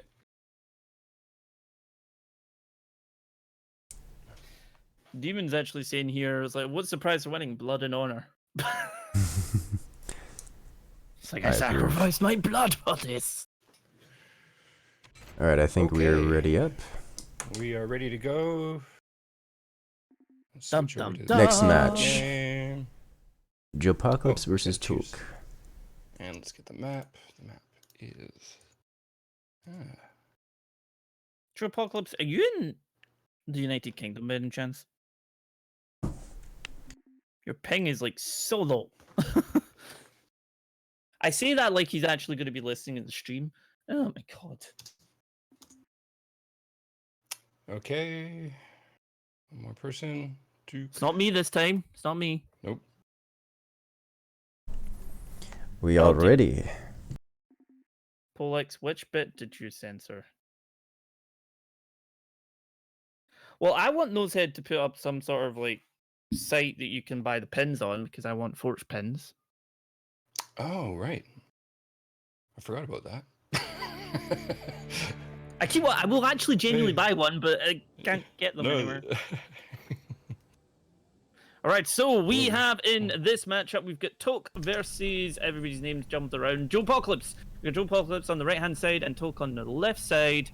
And one going for a mine. Both going for mines, but we've got...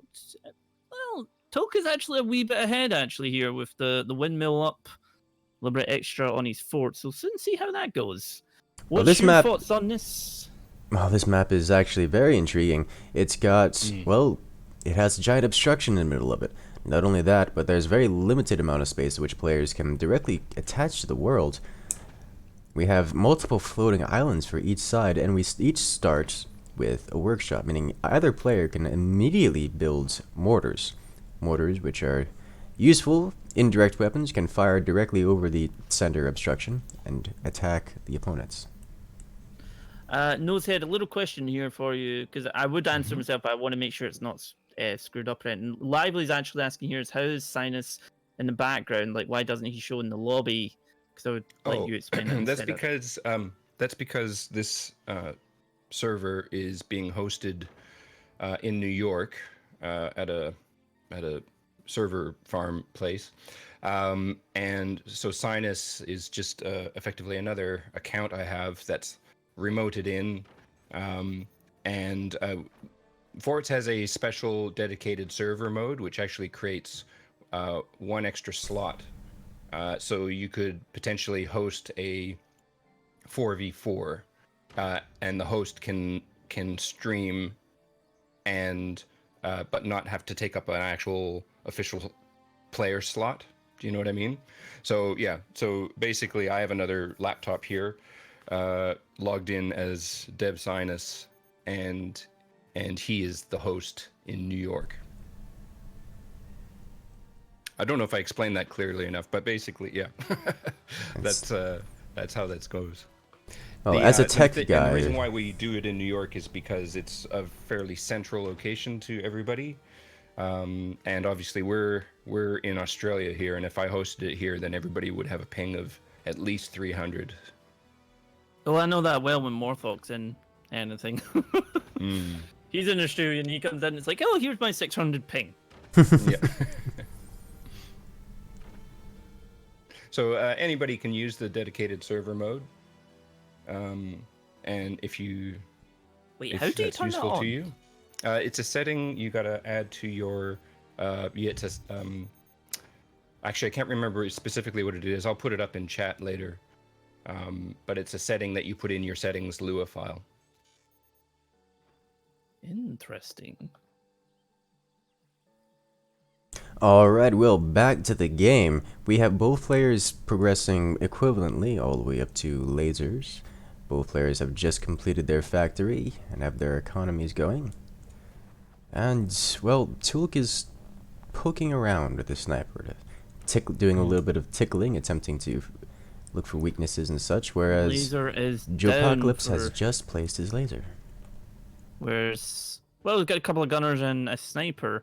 Almost feel like he's half expecting missiles. But Missiles there's are no an missiles option to here.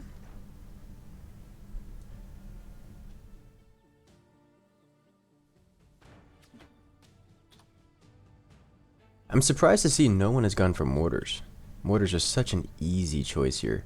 They are obviously easy to defend against given the large expanse and lots of real estate that you can build across the top of your base. However, they're so easy to use.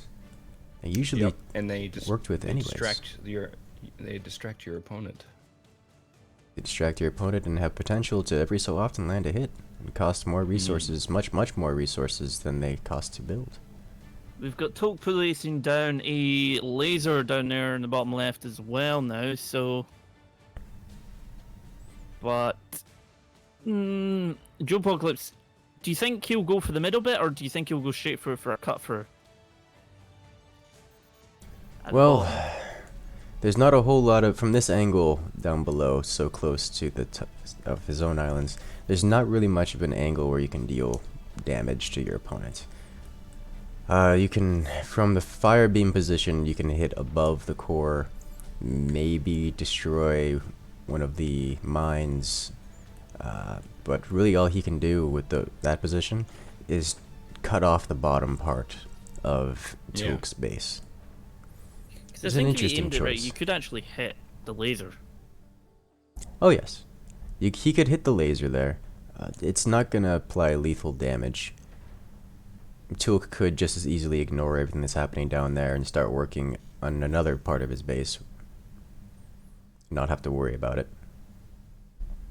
So I'm curious to see so much investment placed into lasers in that location.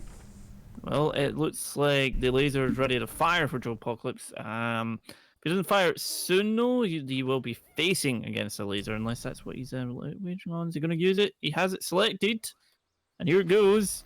Oh! And there it is. And Direct that's the hit. end of that. There goes those lovely resources into the bin.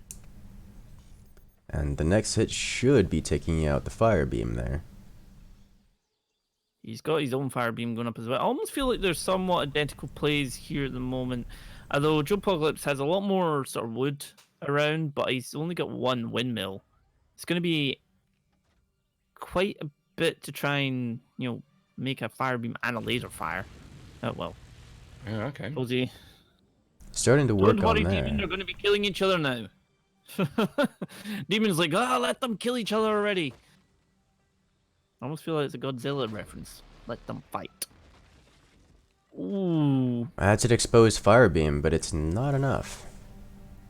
Also very much shook around the fort area, though. It was quite wobbly from that one. Oh, these forts are very, very wobbly. They're not even connected to ground beneath or below them. They're suspended in between. Ooh, Tulk retaliating. BG asking here for the damage counter. How are the drop bits of structure counted? Does the engine do anything special, or is it just like flat out like rates or something? Nose head. Sorry, what's the question again? It says for the damage counter, how are drop bits of structure counted? How are dropped bits of structure counted? Yeah, I think it means like, see if you hit something off that wasn't actually damaged, if it falls down itself. Oh, I see what you mean. I think Oops, that's what it was means. that- Well, that's not around anymore. To be honest, I'll have to ask B-Man about that if he counts that or not. I don't actually know the answer to that, sorry. Well, the center obstruction has been chopped down, but Jopocalypse has nothing on top to utilize that for. But Tulk does, meaning Tulk has the advantage here for the moment. Apocalypse is lining up his laser possibly again? Maybe? It looks like Tulk is largely ignoring anything out of the bottom. He's just focusing all of his resources on top now. Whereas Joe is starting to do the same thing. What are they gonna actually hit each other's core with? That's a good question. Okay, well, I guess Tulk, maybe with his placement of the plasma laser, can hit Jopocalypse, but Jopocalypse, even with the swarm missiles from that angle, can't hit the center. Do you think he's gonna? He's got the actual laser selected. Do you think he might follow that up, or? I think There we he's go. going to do just that. Is that gonna take the other fire beam? It might. Oh, So just to close. save there no more. Not really doing much there in the Fire beam retaliation colliding attack. with the sandbag. Tulk adding more onto the bottom of his base.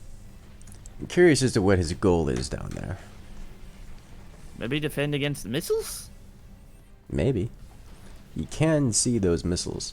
But again, those missiles, they can only really hit whatever he puts down there. They can't really hit anything else. Unless So he puts far, this thing Tulk for has the just been top. ignoring what's down there, and it's been working well for him.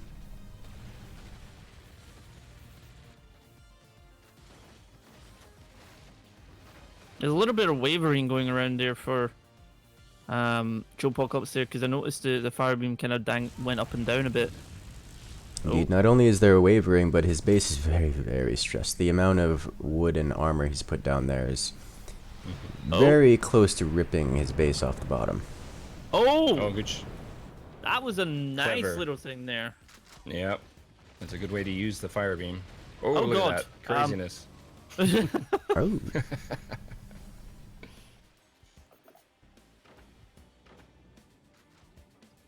The swarm missile is just able to eke out over the top of the forward island. I have chat asking if Joe extends his base down, can he hit the core from below with missiles? The answer is yes. It is very, very difficult, and he has to extend almost all the way down to the bottom of the map to do that. He's doing it again. Yep. Oh. Again, most of those missiles nice. colliding with one of the islands are just scattered about. Whoa. Did he? Oh, he reflected off the shield off of his own shield to fire in. Because, wow. That is some amount of damage actually going on there, but that was very nicely played by Joe Apocalypse there. Oh. Just wanted to warm up the rock, apparently. Little lava, it's fun for everyone. I've got Heretic here saying, can you remind Nosehead to check his chat every so often? Oh, Joe Apocalypse nearly crushing there. Going very, very deep. I had Tulk reverse the order of that, instead using the fire beam first. That plasma laser would have gone much deeper. But as is, there was some core damage dealt, meaning in 3.5 minutes, Tulk will take the victory. Should this go They've to the each got a timeout. little bit of flashing wood on their bases, though. Oh, Joe Apocalypse going it. Ooh, right into one of the floating islands. Did that also stop? Oh, okay. So he's a couple of wasted attempts there. Well, those poor seagulls lost their wings. Alright, there's the fire beam first. Follow up with the plasma laser? Yeah. I don't know if he has Yes. power for it. There we go.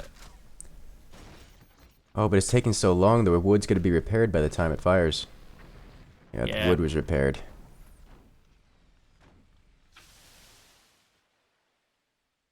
I believe he needed more energy production before proceeding with that. Oh. Uh, Well, there is the problem with placing the lasers in that position. There's just too many obstacles in the way. You cannot get a good line of sight. How does wood flash? I don't know. Don't ask me.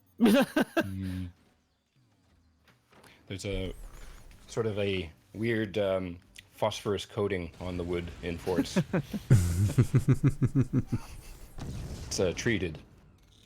It looks like Joe has finally built a fire beam up on top that can deal real damage.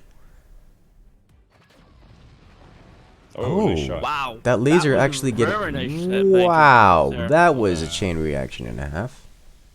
There goes everything. Did he build that sniper then sell that sniper? Apparently. Oh god. Oh dear. Oh. And he's selling it off. He's hoping to save it Interesting. before it explodes. Oh, and he Ooh. gets it. The logic there is he won't be able to defend it in that position, which is probably true. Oh, and another There goes another one explosion. away. Yeah. It's actually hurting Tulk quite a lot, especially if those Minute secondary and a explosions half reigniting. left on the timer here. Remember, Tulk has actually dealt core damage to Yeah. Apocalypse here. So if this goes Which down to the trumps just timer, regular damage. I got Heretic here saying wood treated with phosphorus. What? You just gotta go with it. Just go with it. That's right. Oh, we have a 60 minute seconds left remaining. on the clock for this, so if Joe Apocalypse doesn't do any core damage or kills his opponent, he will lose.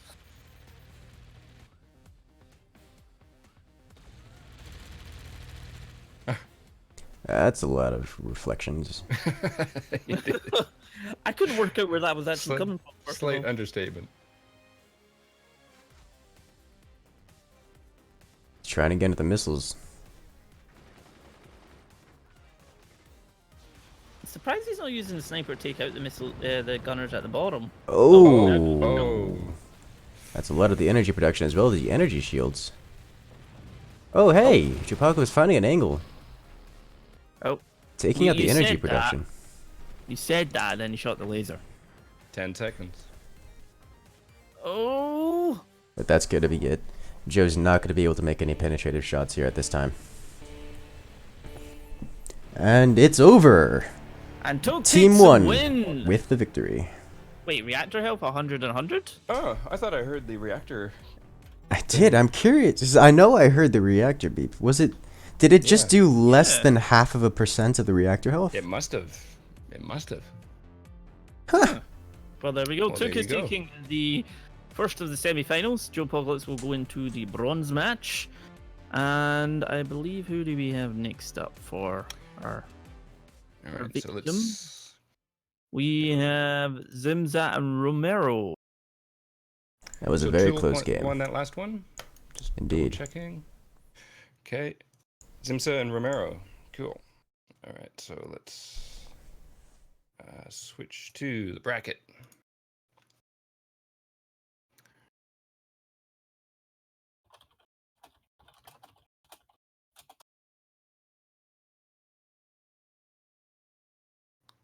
We've got Zim's already in here. Now we're just needing Romero. And this will be the last of the semi-finals, and then we'll be on to... Because we do the bronze match, then the final, isn't it? Yes. That is correct. So it'll be Joe Apocalypse and the winner or loser of this match. Sorry. I was waiting to say there. Well, I don't have my tea today, but I do instead have pineapple juice, which is not tea, but also delicious. It's just like, it's not tea. It's like, There's probably someone out there that thinks pineapple juice is tea. We need Rome. Romero, get over here. Next map will be Ledge Grab. There he is. Ledge Grab is one of my favorite maps. It's just such a fun map, and you've got double the cores and everything, but double the pain usually you can cause. Okay, Fraz, ready up. No, I was ready this whole time. I saw that. I saw that. Didn't see it. Nope. All right, we are off to Ledge Grab. Here on Team 1, we have Romero. And on Team 2, He's gonna. You didn't like him. Simza. Didn't like him when to pay his paycheck. Well, Ledge Grab is a rather interesting map where the fort initially starts off hanging off the side of a cliff, but not just with one core. We have 2 cores. That means double the energy production and double the base metal income, where cores generate 100 energy per second, meaning you really don't need turbines for the initial segment of the game. Oh, jeez. I was not showing the actual game. Oh, Oops. that not may the have only one happened that's to a done that. couple of us a few times. Sorry, guys. So we have all this going on. Where? There's Both so many players are moving parts. very similar in their current builds, both going workshop and adding mines to start. Got a sniper up on top left, plus a windmill actually. In fact, so it'll be interesting to see where he. Oh, and another windmill. And the second wind turbine. Wasn't expecting that. Particularly with the 2 cores being there. Oh, swarms. Okay. Alright, well, we're gonna have some swarm missiles coming out of Romero here. Curious to see how he utilizes these.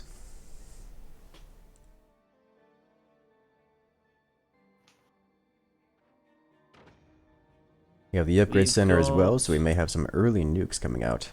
Remember, with the double initial energy income, it's very easy to support the swarm missiles on this map. Well, that gunner lost his paycheck. And just like if you do enough damage to the front, you could potentially, destroy one of those.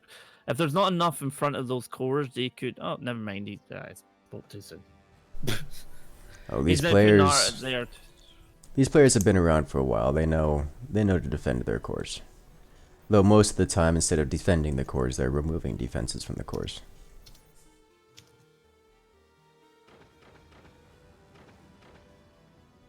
Alright, well, it seems that Simza has spotted the swarm missiles and is already preparing for them. Or trying to. Oh, there goes Retaliating with mortars. his own mortars. Mortar is an excellent Seems choice here. like a sort of a win for both of them there. Oh, they're straight into the nuke as well. So if you can keep the gunners down, Could do a lot there. Romero seems to like taking map control, so he may not have too much of a problem keeping Simza's gunners down. So far, he's doing a good job at it. One more. Alright, she'll have clear skies for the next few seconds. But the nuke isn't ready yet. He's gonna need to use his sniper to take down some of those gunners, though. Oh, there's a lot of gunners there. It's gonna be a lot of APM. It's always concerning when you need to use that much APM, or that much time spent sniping. Because he could go straight in for the nuke, but it might not hit if there's too many gunners to be had. Particularly if you're missing your shots. That and spending so much time sniping means that you're not doing other things in your base, such as expanding, increasing resource income, or spending your resources. Looks like Romero has also put factory down. It's not just down, it's completed. Which means Romero's not looking to stay on the nuke for very long. Is this just meant to be kind of like a bait and switch? I don't know. That's a lot of. He went all the way up to a nuke and got an upgrade center. That's a lot of resources spent just for a bait and switch. Whereas Simza, it might be just because there's just too much gunfire coming in. There goes the sniper, but he gets a shot off. That's way too much AA. He needs to clear that out before trying to use the nuke again. Lively saying here, what's the next tournament going to be? To be decided. Let this one finish first. Yes, I'm still enjoying this one.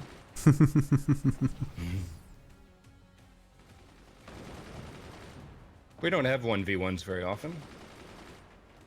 So it's always interesting to see such focused efforts. Is actually manually shooting the gunners at the bottom. Ooh, wow. That could have been devastating. The objective for that shot there was to try to damage the nuke but not destroy it as it's coming out of the silo. So in doing so, it will get drunk and usually makes a 180 right back into itself. That could have been absolutely devastating to Romero. There's way too many gunners just here. There's not enough sniper, like APM, to go through this at all. And there's still 4 gunners active. It doesn't make it across. Simza upgrading to the heavy mortars to apply more damage. Simza not firing the mortars, it's just keeping up with machine gunners to suppress. Yep. Oh, here comes his own swarms. There's no anti-air right now. No. So they're directly that's all gonna hit. Alright, well Romero's gotta retaliate with his own and get that plasma laser going, or else he's gonna be in a real bad way here. He's gonna need to take the shot right now. He has to take the shot. It has to be a decent shot. Oh! That was so close. That was right at the core too. Not only right at the core, but it almost removed half of the AA, which would have gone a long way to reclaiming the map. But it looks like Simza's just gonna grind him down. He's got complete map control with the constant firing of the gunners and the swarm missiles. He knows there's a laser in there though, so he's definitely focusing that. And once Simza upgrades to the nuke, it's not gonna have a whole lot to stop him. This game will end fairly quickly once that warhead comes out. I mean, that door is repaired. Is he going to fire? He's going to. Yep, he's going to fire. Where's he going to fire? There we go. Right. He takes out half of the AA. Is it enough? Got through. Oh, it does get through. And it crashes onto the front. It's not enough to destroy the core, or it really, the only casualty was a single gunner out of that. There goes that windmill. And that's the last of the energy production, meaning he's not going to be able to fire both the plasma laser and the warhead at the same time, at least not without waiting for a very long time. Right, he's got the commander ability active. Oh! Just as I say that, he had already saved up the energy. The core is exposed. It is. Simza's got to repair that.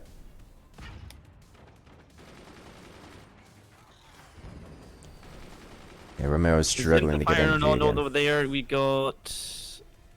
Simza hasn't used his mortars in a little bit. Oh, never mind. I take that back. There they are. Here comes a nuke though, and there is no anti-air. This is going to go straight. Oh. Oh, drunk. Oh. And a solid hit. Damages everything. The plasma laser not exposed, but these mortars trying to make it so. If you can get another shot off with a laser, well, depends if he knows There about goes that. another laser. Ooh. There See go if the that turbines. just hit the mortar. Did a nice chain reaction up there, but he did take down all his. Like, he's having to build up some windmills now. Comes another Alright, nuke. we'll see if that nuke, what kind of damage it can do. Not particularly much. It's just taking out some wood there, but not really much otherwise. Oh, Although it did allow the heavy mortars to kind of disintegrate the front. I love that combo. It looks like Romero is still struggling for resources, actually selling off his workshop now to try to get more. Oh! The mortars through the open door destroy the plasma laser that removes almost all of the damage output potential from Romero. All he has left is the nuke, and well, as we've He was seen about to be already. hit, but he just. Oh no! oh, Ooh, the fire laser. He replaces it with a fire laser, but the fire laser is exposed. The next wave of the mortars might just finish that off. yeah. Builds just in time. Oh, Yep, but it the was gone. machine gunners finish it off. Romero still struggling for resources. On the back foot, selling off the upgrade center, he needs to reclaim map control in order to have a hope of landing that nuke. And, well, another Simza is nuke. retaliating by building a lot of machine gunners. Oh, And there's core damage. That puts Simza in the lead should this come down to a timeout. I'm very surprised about Romero focusing so heavily on trying to use his nuke with that many gunners. It just seems like such a sort of waste of resources. It can It's be not cheap to fire. It can be done, but he has to take map control in order to use swarm missiles. Swarm missiles aren't like lasers or cannons or a lot of the other weapons. If you don't have map control, if you don't have the ability to suppress your opponent, the missiles just are not useful. You either have to suppress the opponent or have so much of it that the opponent just can't shoot it all out of the skies. oh, there's a. None of the gunners yeah. even taking down the mortars, but here comes Yeah. another nuke that the gunners can't even shoot at. Oh, nope. Ooh. The gunner positioning is That- working for the mortars, but the mortars aren't dealing the most of the damage now. It's the nuke that's causing him the problem. He's got a little bit of everything here going on. He's going to need more than exposed gunners to deal with this. So exposed gunners are going to get wiped out by Simza's own gunners. Simza just has to keep applying the pressure and this game is going to end.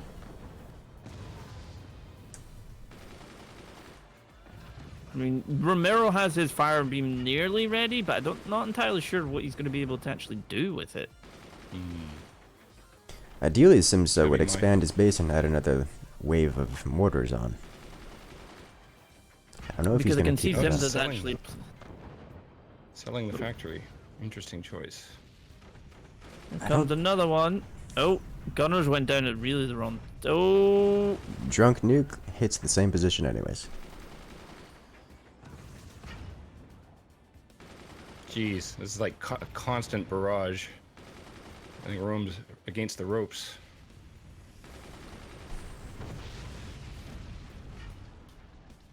I just don't see how it's possible to even get a nuke through all that. There's way Uh-oh. too many. Ooh! That last Jeez. mortar hit almost Nearly disconnecting the snapped. rear of the base. Another nuke hitting. These mortars might just make the core drop. Oh, it's so disintegrating. close. Oh, it's almost ripped it off the wall. Jeez. We have another wave Even of the mortars. bottom bit, if that battery goes, if that nudges against the wall. Oh, it's not quite enough. It's disconnected from his mines. Romero no longer has Oh, income. jeez. This is getting really close, guys. He's about to fire the nuke. Yep. Oh. Oh, and that's it. Oh, wow. Jeez. The nuke colliding And that at the is rear of the Simza base and taking disconnecting last it. of the semi-finals, they were both pinch fist. Huh. Wow, that damage difference. That was Jesus. ridiculous. And I think now we have the runners-up match. Okay, so Simza. Good match. Let's put you here. Submit. Okay, and we're gonna go to have a look at the bracket. Next match will be Tulk versus Simza. Sorry, Jopocalypse versus Romero, with the final being Tulk versus Simza. Joe versus Rome. That's a good matchup.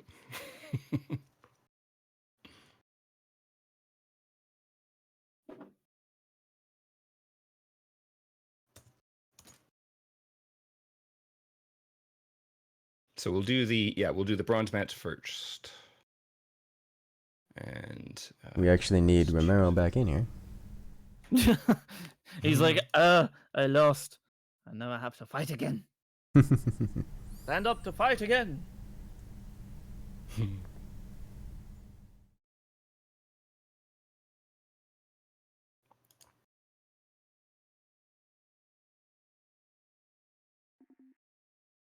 okay, we need these guys in.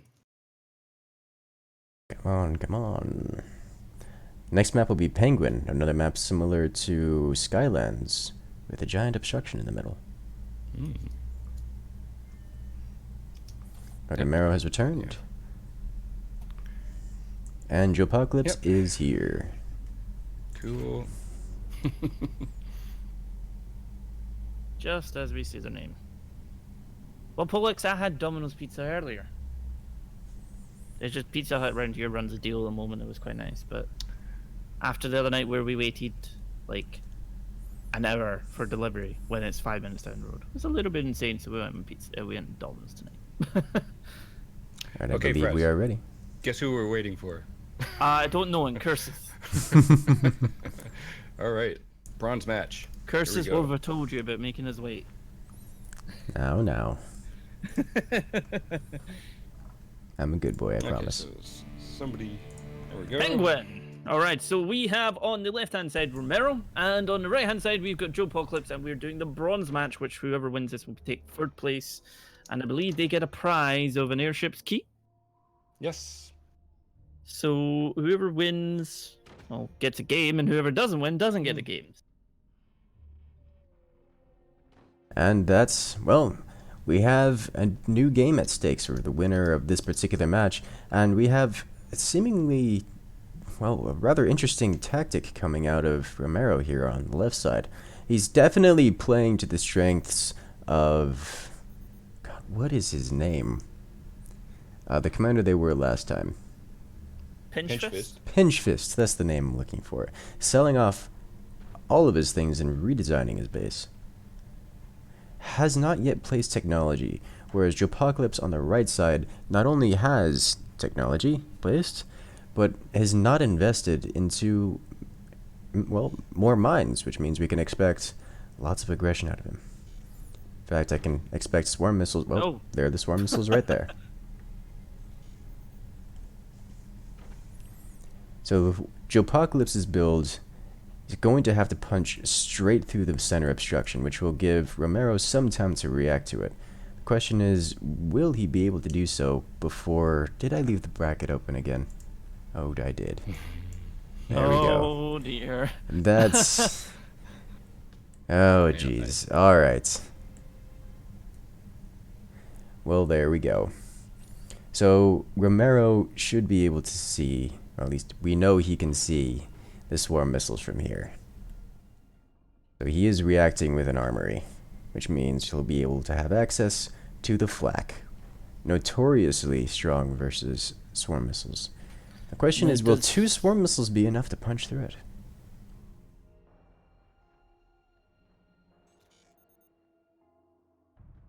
I mean, you could set the penguin on fire, but he can't actually shoot directly at the other base, so it gives time for Romero to put up some flak, hopefully. This is one downside of running with the delay. When chat tells you to fix something, it takes a while for it to be fixed. It's like, fix this! Oh, I noticed it. 30 seconds later, it'll be fixed. Mm-hmm. Jeez. That, Alright, there's a hit there on we the go. penguin. The poor penguin, he's Poor. gonna go down. It is burning. Romero's running out of time. I don't He see any hasn't- flak coming up yet. No flak, no reaction. He's just saving his resources. He's not building. Curious as to what Romero's waiting for. Oh, that's gonna tumble soon. Oh, that's what he's waiting for. He's going straight for the cannon tech. I'm curious as to why he isn't reacting to these swarm missiles, as these swarm missiles can cause a lot of damage very quickly. Joe Apocalypse is like, fall. He wants it to fall already, faster. Fall. There it goes. And there it goes. Oh, and here comes He's- immediately straight after with the swarms following up. Can you just target the? He did target the Windmill. Yeah, turbines. he did. I don't think I would have targeted that. Well, I probably... I suppose it'll slow him down.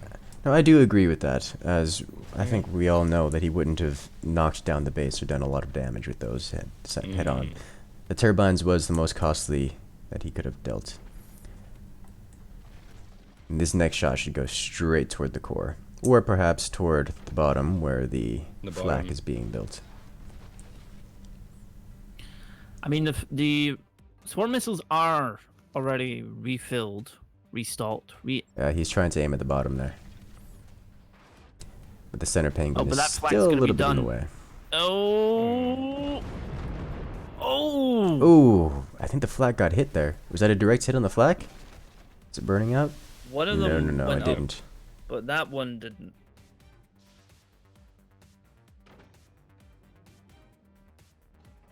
So Romero just wants to survive long enough to get the cannons to work.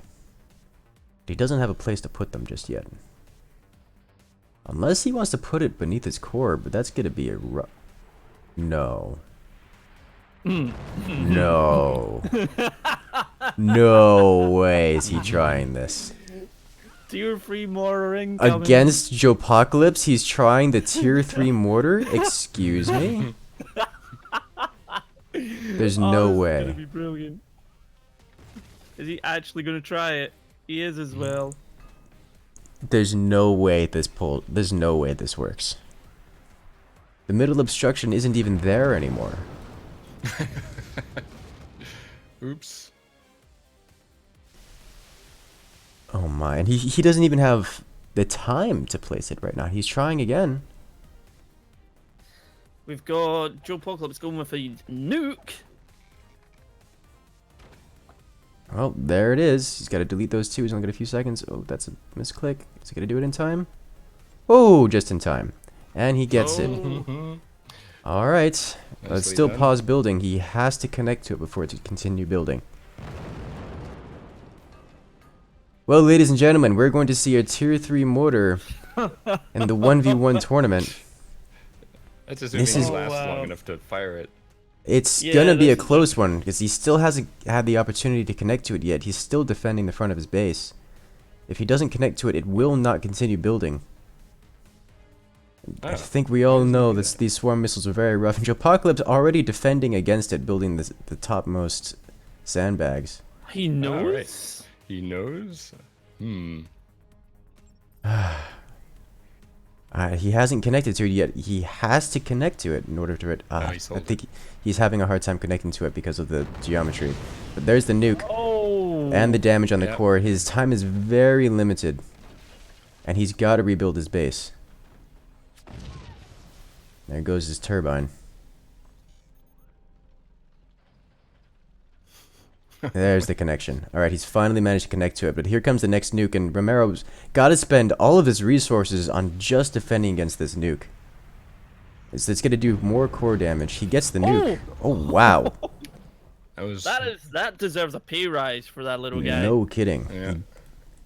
Super flak. He needs more flak. He needs a lot more wood spams, like spaced wood at that.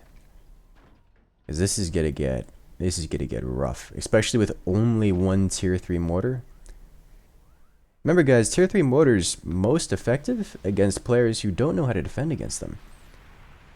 Because once you know how to defend against a tier 3 mortar, you don't have to, well, you don't have to destabilize your base to do it. Ouch. Hope he pulls it off. Hope he can. Oh, at least I fire it. really hope he wins. I hope he can just get the opportunity to fire it. Yeah. Yeah. Also, Joe has been in this exact position a few times as well in the tournament. Yes. Hey, you guys see what Joe just did? Notice how Joe's wood was Yes.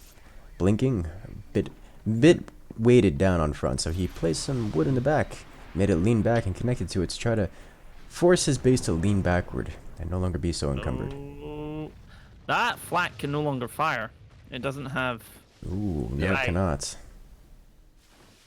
But the tier 3 mortar is just a few seconds away from completing, which means, well, not much. But we'll get to see it fire, and that makes me happy. I can't believe there's going to be a tier 3 in the tournament. Oh, jeez. Oh, There he goes. wow. Oh, wow. Oh, it Shoot. fires! Got it. Oh! Where will And the it flak land? is gone. Flak is gone. And Too much of an angle? it looks like it's too much of an angle, completely off the Yep, map. Off the map. Alright, he's got to retry it again at less of an angle. The flak just Okay. firing off into nowhere land. Oh, God. Ooh, that's gonna hit. It's gonna hit, but not dealing a whole lot of damage. The space armor working well. Okay. That looks Comes like a round better to shot. If this gets the crit, because the crit exists. If this gets it, I'm just gonna. Oh, Oh. a little too far off the side. Okay, I'll zoom out a bit now that he's doing this. Oh man! All right, so Joe spacing out his shots to try to distract the AA with the swarm missiles and then come in with a nuke. Is it gonna work? There's no way. There's no AA to speak of. All right, Romero going for another shot. Round 3, try 3. Maybe 4th time lucky. No. There it is. Okay. Where's it gonna go? Where's it gonna go? Oh. He's building sandbags absolutely Sandbag is, like, everywhere. everywhere. Everywhere. Oh. It's still too far. Hey, he's trying to take out the snipers, which works. Unfortunately for him, there's still a third sniper.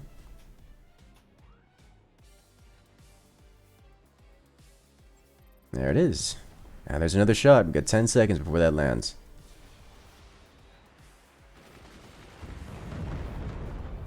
Oh. Here it comes. Oh! nice shot.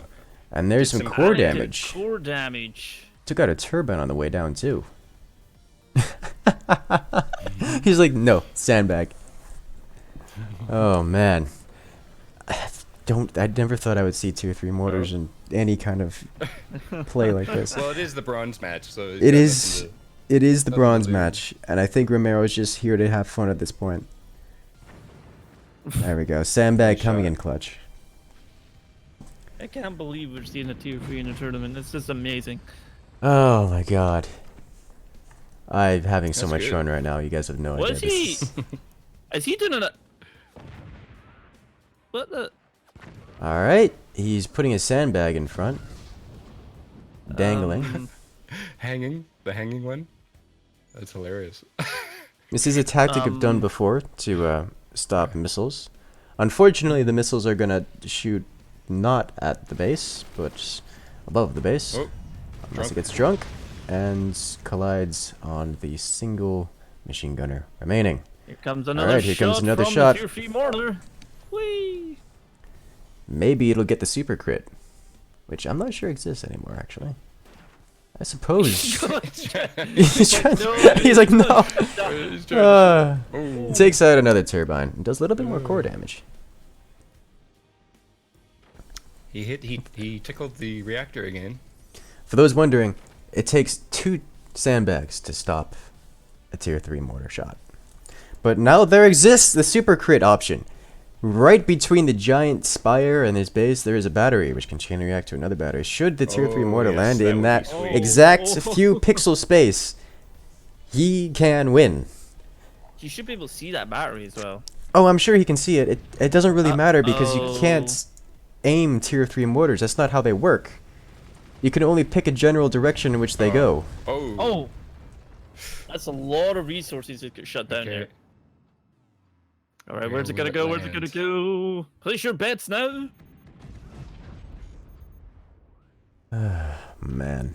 Oh, Off the edge. oh, I think he is adjusting it. Yeah, he was trying to go for that critical hit for sure. I mean, realistically, you could aim perfectly at the angle to hit that, and just the degree of variance on the tier 3 here would have it hit anywhere between right about halfway from the first hill outside of his base to right about where the last shot landed, Here it comes again. even if you don't move it at all. But I would really love to see this. Ooh. Oh, almost takes out the nuke. I think Joe Apocalypse sees what's happening here. Now, one sandbag, not enough to stop it, but it still help. Oh, but those two both gonna nukes? hit. Oh, Oh, one nuke one of them hits. was taken out. One of them hits. Remember, guys, just about 90 seconds remaining, so there's not much time left. We'll see who's dealt more damage at the end of this. Here it comes. Oh, way overshot there. Or too much of a Undershot. change of direction.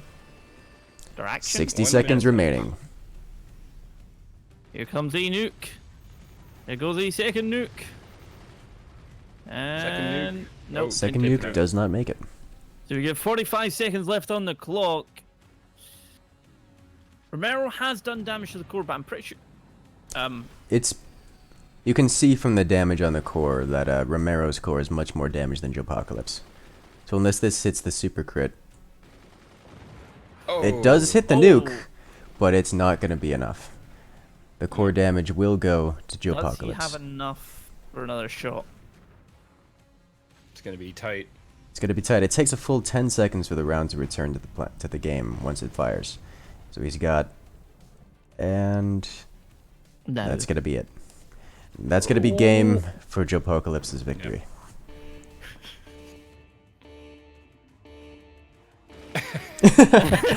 Please. Oh. So close, so far away. That was good. That was beautiful. I must say, thank you, Romero. I realized that Yeah. was not a strategy that could have gotten you a game or the prize for this, but that was so beautiful, and I love you for it. That was truly amazing. When else am I going to get a chance? Alright, so Joe Apocalypse takes that one. So Joe Apocalypse is taking placement 3, and now we'll be heading into the final, which will be the best of 3. Best of 3s. All right, so Joe wins that. And it's Nice between one, Joe. Tok and Simza. Tuk and Simza. This is gonna be good. All right, so let's go here, and we'll go and switch to the bracket. Make sure to switch away from the bracket, eventually. Tuk and Simza. Oops. Yep. Thanks, Fraz. Simza is here. We just need Tulk. Oi. Why is he saying Oi. What have I done? I didn't do anything. Yes, you did. You lost another rank.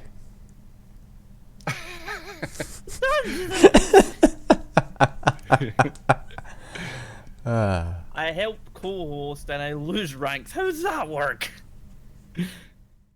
The final was a best of 3. Yes. So have a best of 3 match between Simza and Tulk. Where is Tulk? We know he's around here somewhere.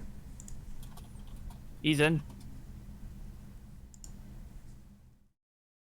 See what yous are all waiting. Yous are all not ready. What's that about? No idea what you're talking about.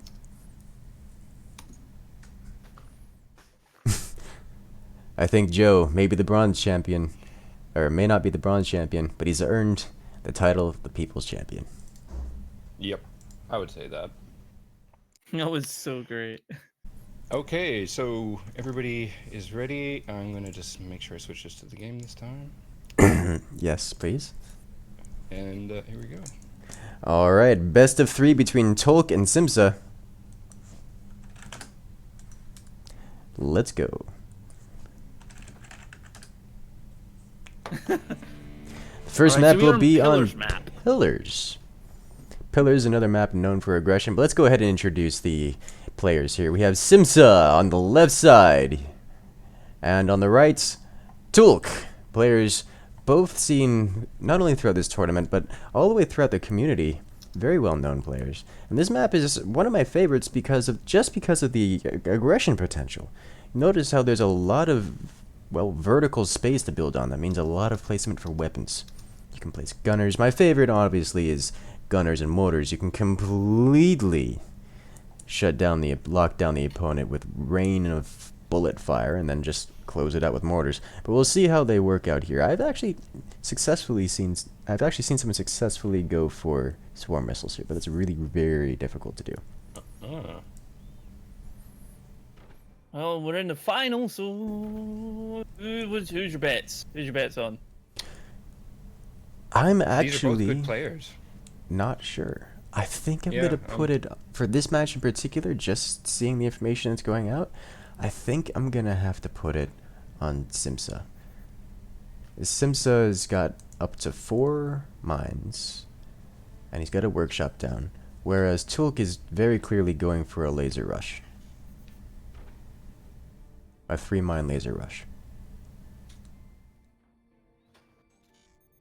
No, BJ, it's going to be 3 different maps. Well, 3 completely different maps for the best of 3, but if a player wins 2 of them in a row, then, well, they will win the best of 3. Yep. Well, there goes the laser placement. You would be there right goes the on factory. there. And he's going the full rush, even selling off the factory, so there won't be any backup options here. But Simza's actually taking out the gunners, losing which his gunners. Simza's replaced. So took me. Yep. Is he going to double check the top one? Nope. And there are the mortars. So the problem with going mortars now is that the mortars are so delayed that the factory is already placed. Simza's gonna have about 60 seconds to deal so much damage to Tolk here that Tolk won't be able to place the laser. But I don't think that's gonna be a problem. Actually, wait a minute. Unless Tolk is architect, he's gonna need an additional storage. Nah, with the amount of damage Tolk is doing, I don't think it's gonna happen. He's already got his AA up. He's not going to be replacing that turbine. He's going to be saving for the laser. He's already got a place made for the laser. I don't see this happening. Simza's going to have to defend against it. Yeah, Simza's already changing over to try to slowly drain him out. And it's not going to happen before the laser gets placed in the next 10 seconds or so. Simza's going to need to be able to switch over to defensive mode and just deal burst damage. Tolk hanging on the sniper. He needs to hop off of it to place his laser. And there goes the laser. He's actually going with the fire beam option. Interesting choice. Perhaps. I mean, it can work. Oh no, it can work excellently. It's actually my preferred option in most cases. But I would expect for a rush, this kind of rush usually calls for 1 fire beam, 1 plasma laser, where the plasma laser is placed first. That way you don't have to deal with this. Also, that fire beam is just below the reactor, right? So if that gets hit, it's going to be ouch. Well, this isn't exactly the most safe of rushes. It's designed to be risky. But he's going with the triple fire beam here. Yes, that is the triple fire beam setup. And the 3rd fire beam is in place, which is going to be... triangle, the trifecta of damage. Oh, yeah. And with this, he never has to give Simza a moment's repair. He can just fire and then chain fire them at the same spot, and Simza will never put out the fire before the next beam comes into play. And that's what makes this so difficult. And this rush is designed to counter other rushers, not so much mortars like this. mortars can do very well against it because there's no single critical point of failure. That and, well, energy shields. Well, Tulk's just took down 3 snipers there. Per little Which- guys. This is just Tulk beating down Simza with just pure APM and pure skill. Simza is struggling to stay on top of his own defenses, where Tulk is not only, well, tearing apart Simza, but building out his base. And Tulk is just going to focus the same point, keep it all on fire, and just burn it to the ground. Those pieces are never going to get fully repaired again. Unless Tulk forgets to build a door on one of them and can't fire it. Is he going to build that door? Is he going to hold off? There goes 1, and there goes 2. Oh, he Is gonna misses. use the 3rd one? Yeah, he's Here. forgetting to build the door. Of wood is flashing. Oh. We do it. Oh, the energy shield comes up just in time. Oh, no. No, it's gone. not enough. That's It burned to the ground. Wow. Couldn't take the weight. And that's the power. First That's round Simza losing 1, and goes to Tulk. Tulk taking the first round. Very well played by both players there, though. Very strongly done. Simza GG easy. Right. J Black asking if drunk nukes deal less damage. Answer is no. A nuke does damage. Where are we Regardless. here? Okay. I think statistically they deal more damage. If only because they hit from angles they wouldn't normally be able to hit for. This is very true. It's like the underside of your fort you thought was safe, not anymore. Okay, so that was Took who did that one. Yep, took round 1. Okay, Took. Okay, looks like I can do a best of 3 in there. Okay, so and moorings and everybody's ready, and here we go, game 2. Time's up. Do it. Let's do this. Done. Alright, and we're off. We all know these players. We have Simza on the left, Tulk on the right, and already Tulk going with the technology placement, not going for mines first as most players would do, has placed an armory, which traditionally means either a full, greedy, balls to the wall, super risky rush, or early game aggression. We will find out He shortly. does have the point because he's already like an upper point from Simza, so you could have this sort of where you could do maybe a little bit more riskier gameplay. But Well, indeed.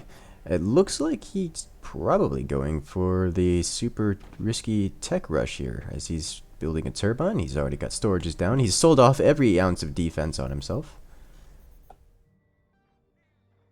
Whereas Simza is building an upgrade center first. Oh, did he notice? Did he notice the selling of the armor? This is, if he's doing what I think he's doing, this is the counter, the hard counter to this greedy, risky rush. Oh no, I think they're noticing each other again and defending against it. AP snipers can penetrate players and just straight up end the game right off the beginning Right. if you sell off your armor. However, you can counter that by replacing the armor, which Tulk has now done. Which unfortunately costs almost the same amount of money you would make from selling off the armor. Wait a minute. Simza is playing a Eagle Empire commander with an upgrade center and miniguns. That screams Eagle Eye, which means explosive rounds will be coming in shortly. oh, We haven't seen this in a long time. I don't know anyone who's got a proper defense against this. Certainly Tulk does not. The question is, can he deal enough damage to delay the rush coming out of Tulk? it's very interesting placement on the missiles though. Wait, is that another missile? Yeah, it is. Nice little trickery there going on. He has got an upgrade center as well. Soon see what actually happens. Third one is coming down. I mean, Simza can use the miniguns to defend against the rockets, but he doesn't have any sort of anti-air to just do something. Well, there goes one of them. That sniper's gonna deal critical damage here. You cannot be losing gunners like this. Oh, and Simpson not staying on top of it. He's missing shots. Yeah. He's panicking and falling apart. This is not good. That's gonna open up Tulk to use this more painful rush. As those are about to finish completion. And once those finish the first wave of rockets, that could completely shut down Simsa here. We could just see a shutout so early here. He missed that shot.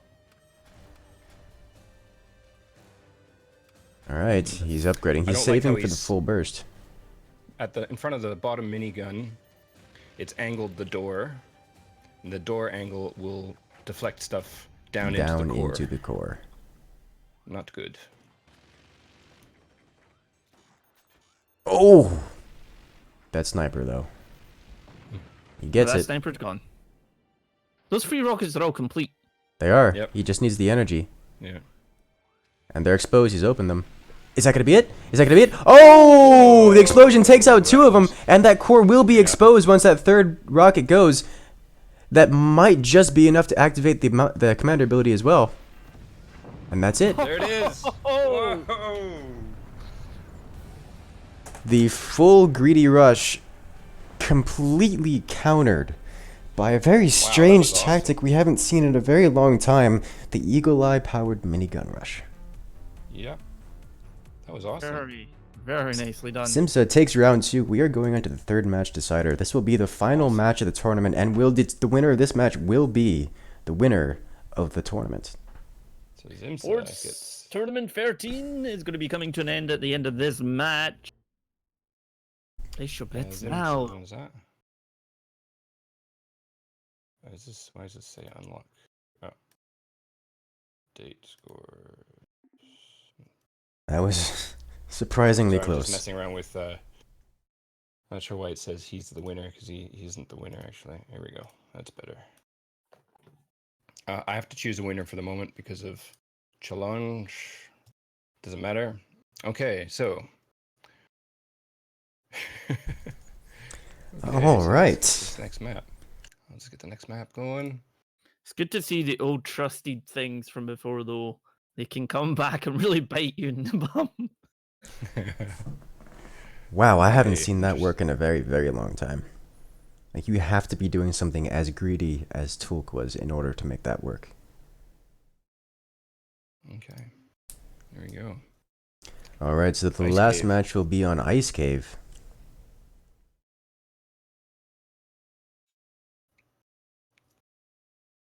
And who's not ready? The team or the players.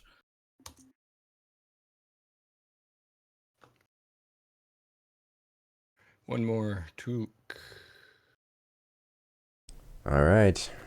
For the final. It's a final countdown. There we go. Let's do this. Alrighty. See how this goes. I love how this map just fits perfectly in full view on for all the forts.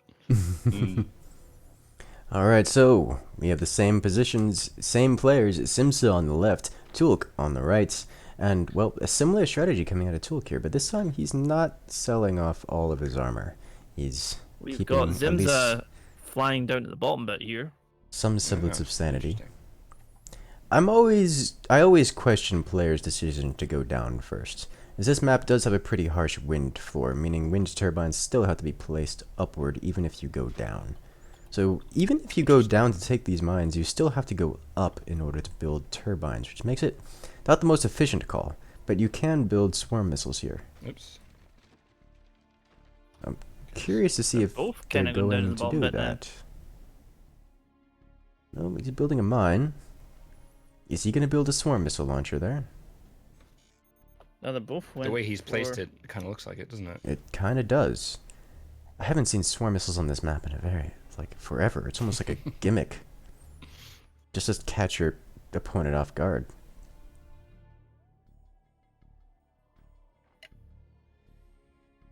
If he's gonna build a swarm missile there, I would like to see him at least cover it, to pretend that there's not a swarm missile there, that there's another mine there.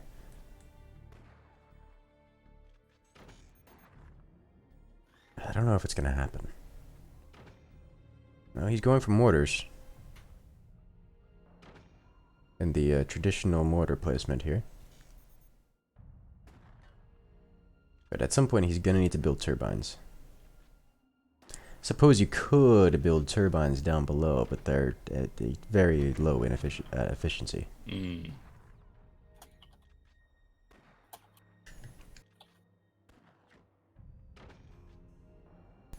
And he's building his one turbine up there, but he can't build another one without getting in the way. We're building up first. He's building gunners down there. Let's see how it works out. Here come the first wave of mortars. Yep, and Let's go no straight way. into battle. It looks Fit like that one. Tulk Sitting- instead is saving his resources, so we're gonna see some later game tech out of Tulk this time around. Simza having the opportunity to take map control here. We'll see if he capitalizes on it.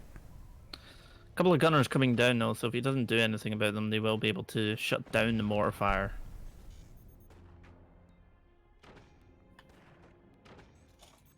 Indeed. Tulk sniper going again. Simza is just not taking control of the map. He's had gunners down before Tulk did. He could have suppressed the gunners and didn't, and now now he's in the opposite position, where Tulk has gunners and map control, Simza does not, and Simza is just getting torn apart by Tulk's existing weaponry. There goes that sniper. And there it is again. And now these mortars are just going to be constantly shot out of the sky by the gunners.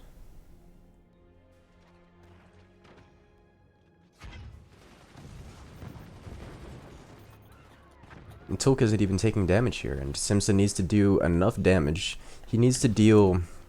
What were the numbers? Did the numbers once. It was... On 4 mines, it was around 2,000 metal worth of damage within the 2-minute span between the factor being placed and the laser, and the factor being completed when the laser is placed. If he's not able to do that damage, then the laser can be placed freely, which makes this a very hard defense, or very hard attack from this position.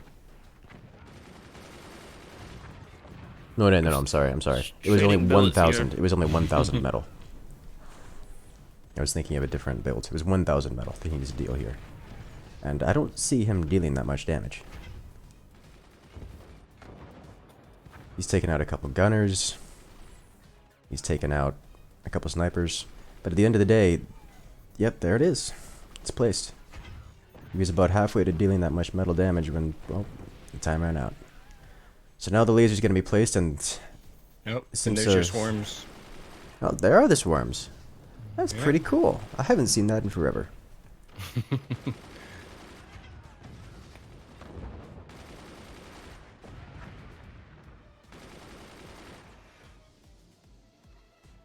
It looks like Simza finally taking some map control here. So now he could finally deal some damage with these. Unfortunately, with just machine gunners and incendiary mortars, there's no lethal damage potential. There's No. nothing to break through the middle, nothing to damage the core. He needs to have He his isn't. upgrade center. There's the upgrade. Here There's comes the the upgrade fire center. beam. That'll start slicing some things off. I wonder If if I- I should have pointed that at the core.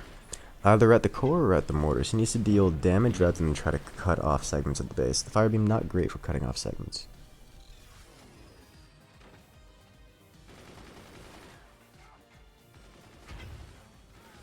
Well, the swarms are about to be done on the left-hand side, so we could be seeing them come into action fairly soon. And that could be game changing, especially if he aims it at the second mining position. Ooh, Tulk trying to disconnect from the swarm launcher. It's not gonna cut it. He needs at Here least come the 2. swarms. Where are those aimed? Oh, shot his own. Oh, they're aimed at the core. It's not gonna be enough. He needs more than 1 launcher here for that.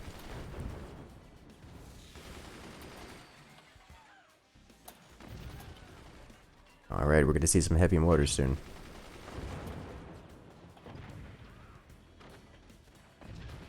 That sniper going to town, trying to reclaim map control.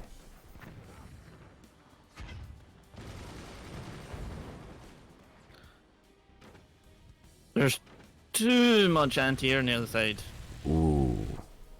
That fire beam. Doesn't seem like it did much. Seemed like it missed, but it did hit the workshop, and the workshop very expensive to repair. Let's see if Simza can do it here. That'll alert Tulk that there's more gunners to fire at. And there are no more gunners to fire at. They're all gone. A few getting. Oh man. Well, that's how you I'm against overwhelm the fire AA. beam. It's not going to be enough, but Simza really needs to take back control here if he wants to take out Tulk. And he needs to keep it, more importantly. There goes the sniper. That second fire beam, however, is going to spell disaster. He can keep the wood ignited and just have it burn to the ground. As is, you can already see there's already broken pieces back here, which has shifted the entire base. Oh, with that volley, he might just be able to take back control. Oh, shot his own mortar. Oh, that is well worth it to remove all those machine gunners. Be enough. The command ability is active, but all 3 fire beams are up. It's like completing Exodia. Here There's they come. all he has to do is have them fire to the same location, and that will be the end of Simza. It is starting. Oh. Oh no no Can no! he do it? Oh, Oh, he might get it before the Jeez. third one Uh-oh. completes its burn. This might be it. It's that not going to blows be up. enough. Oh, Yeah. oh, there it goes. Yeah, that's what Core I damage, the thought. chain reaction. Oh, it didn't cause the secondary explosions, but that's going to be a lot of core damage. And with one less Yep. fire beam, That was oh, right. the It's like, second there's fire another beam one. ricocheting, it is gone. That could be the end there. That was very, very close.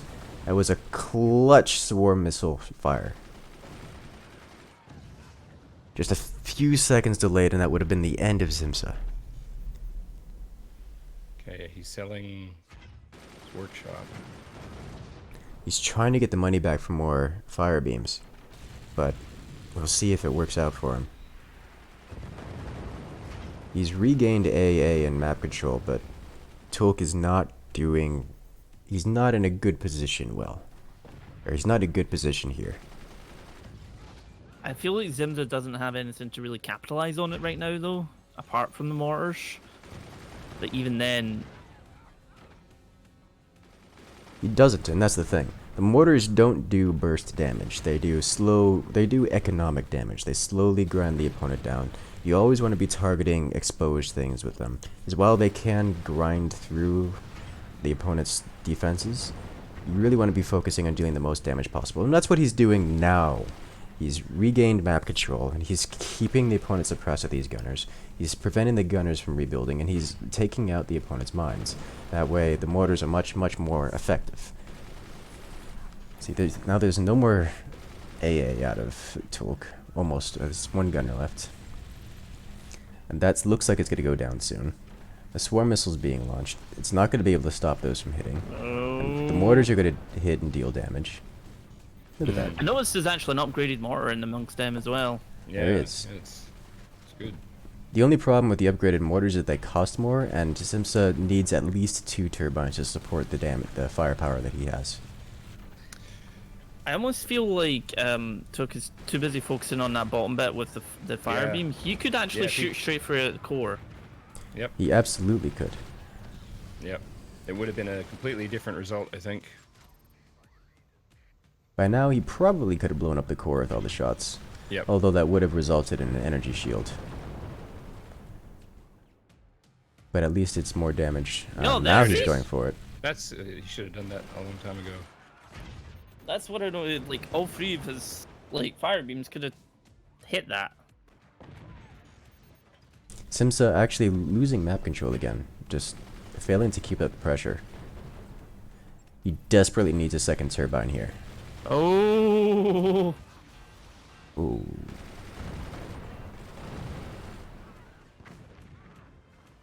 A heretic. I've not been zooming in deliberately because people kept complaining about me actually zooming in the fights, whereas they can see everything from this.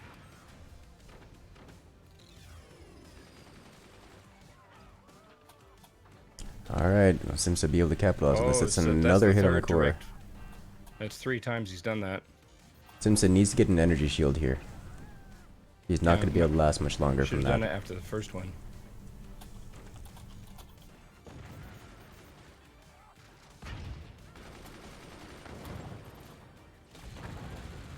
Uh-oh. Oh boy. Ooh. That's a hit on the mortars. That's going to be a lot of damage. Well, at least he's not going to have power Yeah. problems anymore. He still needs to defend his core. His core is going to take some serious damage.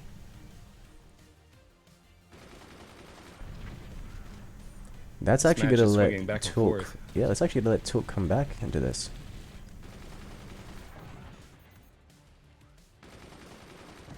Three minutes left. Well, core damage has been dealt to both players. Hmm. Simza definitely with a more... easily with the more damaged core. Yep. This could be it. Oh, I should have shot at the core.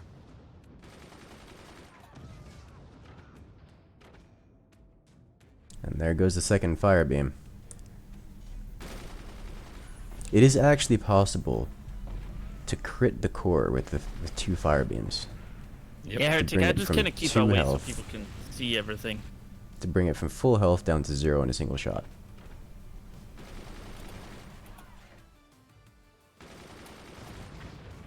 Don't think he needs to do that here. Just more power to the cores, or more fire to the core is all it's going to take.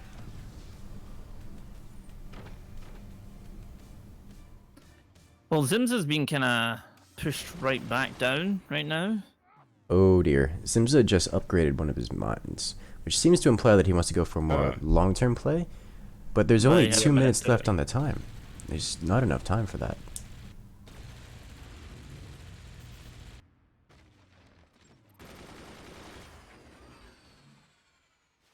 The swarm missiles are not going to make it very far. There's way too much AA. Yeah, it didn't make it anywhere. He's upgraded to nuke. Oh, he's trying for the Hail So he Mary has play actually here. 0, it has very little damage output. Oh, if that gets the battery. Oh, there goes the workshop.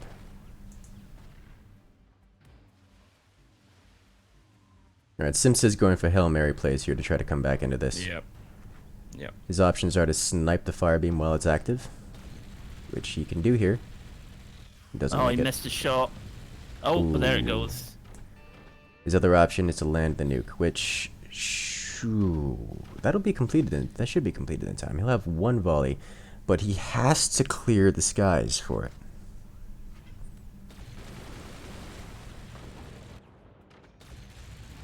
If you can't retake map control in the next 20 seconds or so, this is going to be over for sure. But if the nuke lands in the right spot, Yep. you could do it. It's gonna come down to the nuke. He needs his sniper. He's got 2 snipers. Okay, here we He go. needs to have the gunners cleared. He's only got 25 seconds. Alright, the nuke's fired. He's got to hop on the snipers and try to clear out some of his machine gunners. Yeah. Can he do it? Yeah. Oh, I made it through. Oh! The drunk nuke weaves through and gets the lucky hit, and that's it. Tulk is eliminated. Simza comes out on top, just rolling the dice, wow. and it comes up a solid 20. Wow. Wow. Wow, that was That's awesome. just straight in the door as well. Oh my lord, I'm gonna watch that on the replay. I'm gonna gift it. Let's watch that replay there. There we That's- go. What a- It's out of there. It's out of That there. was great. Slow motion, 1/8 speed. Watch this nuke. Duck and weave. It gets hit, gets drunk, weaves between all the bullets, Very. flies Very, up very through the nicely open done. door, and a direct hit on the core. And that's the end. I'm just gonna watch the replay bit here. Wow. This is watching it weave. Okay, so it got hit, went drunk, And then went through the door. oh man, it's just cutting through various bullets. That's just fantastic. Remember, ladies and gentlemen, drunk nukes not best nukes. not terribly consistent, but they deal the most damage possible That was for awesome. that reason alone. All right, well, ladies and gentlemen, we have our victor of the 13th Forts Tournament. That will be Simza. Simza, he wins. let's see if we can get him. All players that have joined us today, though. And thank you Alright, again, so Nosehead, let's- for having myself Wow. along. No worries. thank No you for- worries. Chatting That was with me amazing. as well, Incursus. Oh my God, this has definitely been a good day. I'm That so was great. Definitely. excited Very right now. definitely. All right, guys. Well, I'm gonna have to wind down the stream here, so I'm gonna have to say goodbye to you all. To make sure to check out Fraz's YouTube. Also streaming this, you can check out from his point of view, similar to mine, an observer. You see his commentary live. Make sure to check out Nosehead and Earthworks Gaming. They're the Earthworks Games. Yes, Earthworks Games. That's what that's the word I'm I'll looking for. find one there. little one in then, it's because Incursus has already covered everything. But make sure you're checking out Project Incursus on YouTube because he's amazing at everything he does. But of course. And I'd actually like to throw a quick thanks to both you guys for co-hosting with me, as you always do. You guys are both so supportive of Forts, and we really appreciate it. And I like to say thanks to all of our competitors, and congrats to our champions. And yeah, it's just awesome. And this particular tournament was just a great display of some really high skill, which was awesome. So thank you very much to everybody who's been watching. And thanks to you guys. So all the best, and we'll talk to you soon. All right. See ya. I'll see you guys later.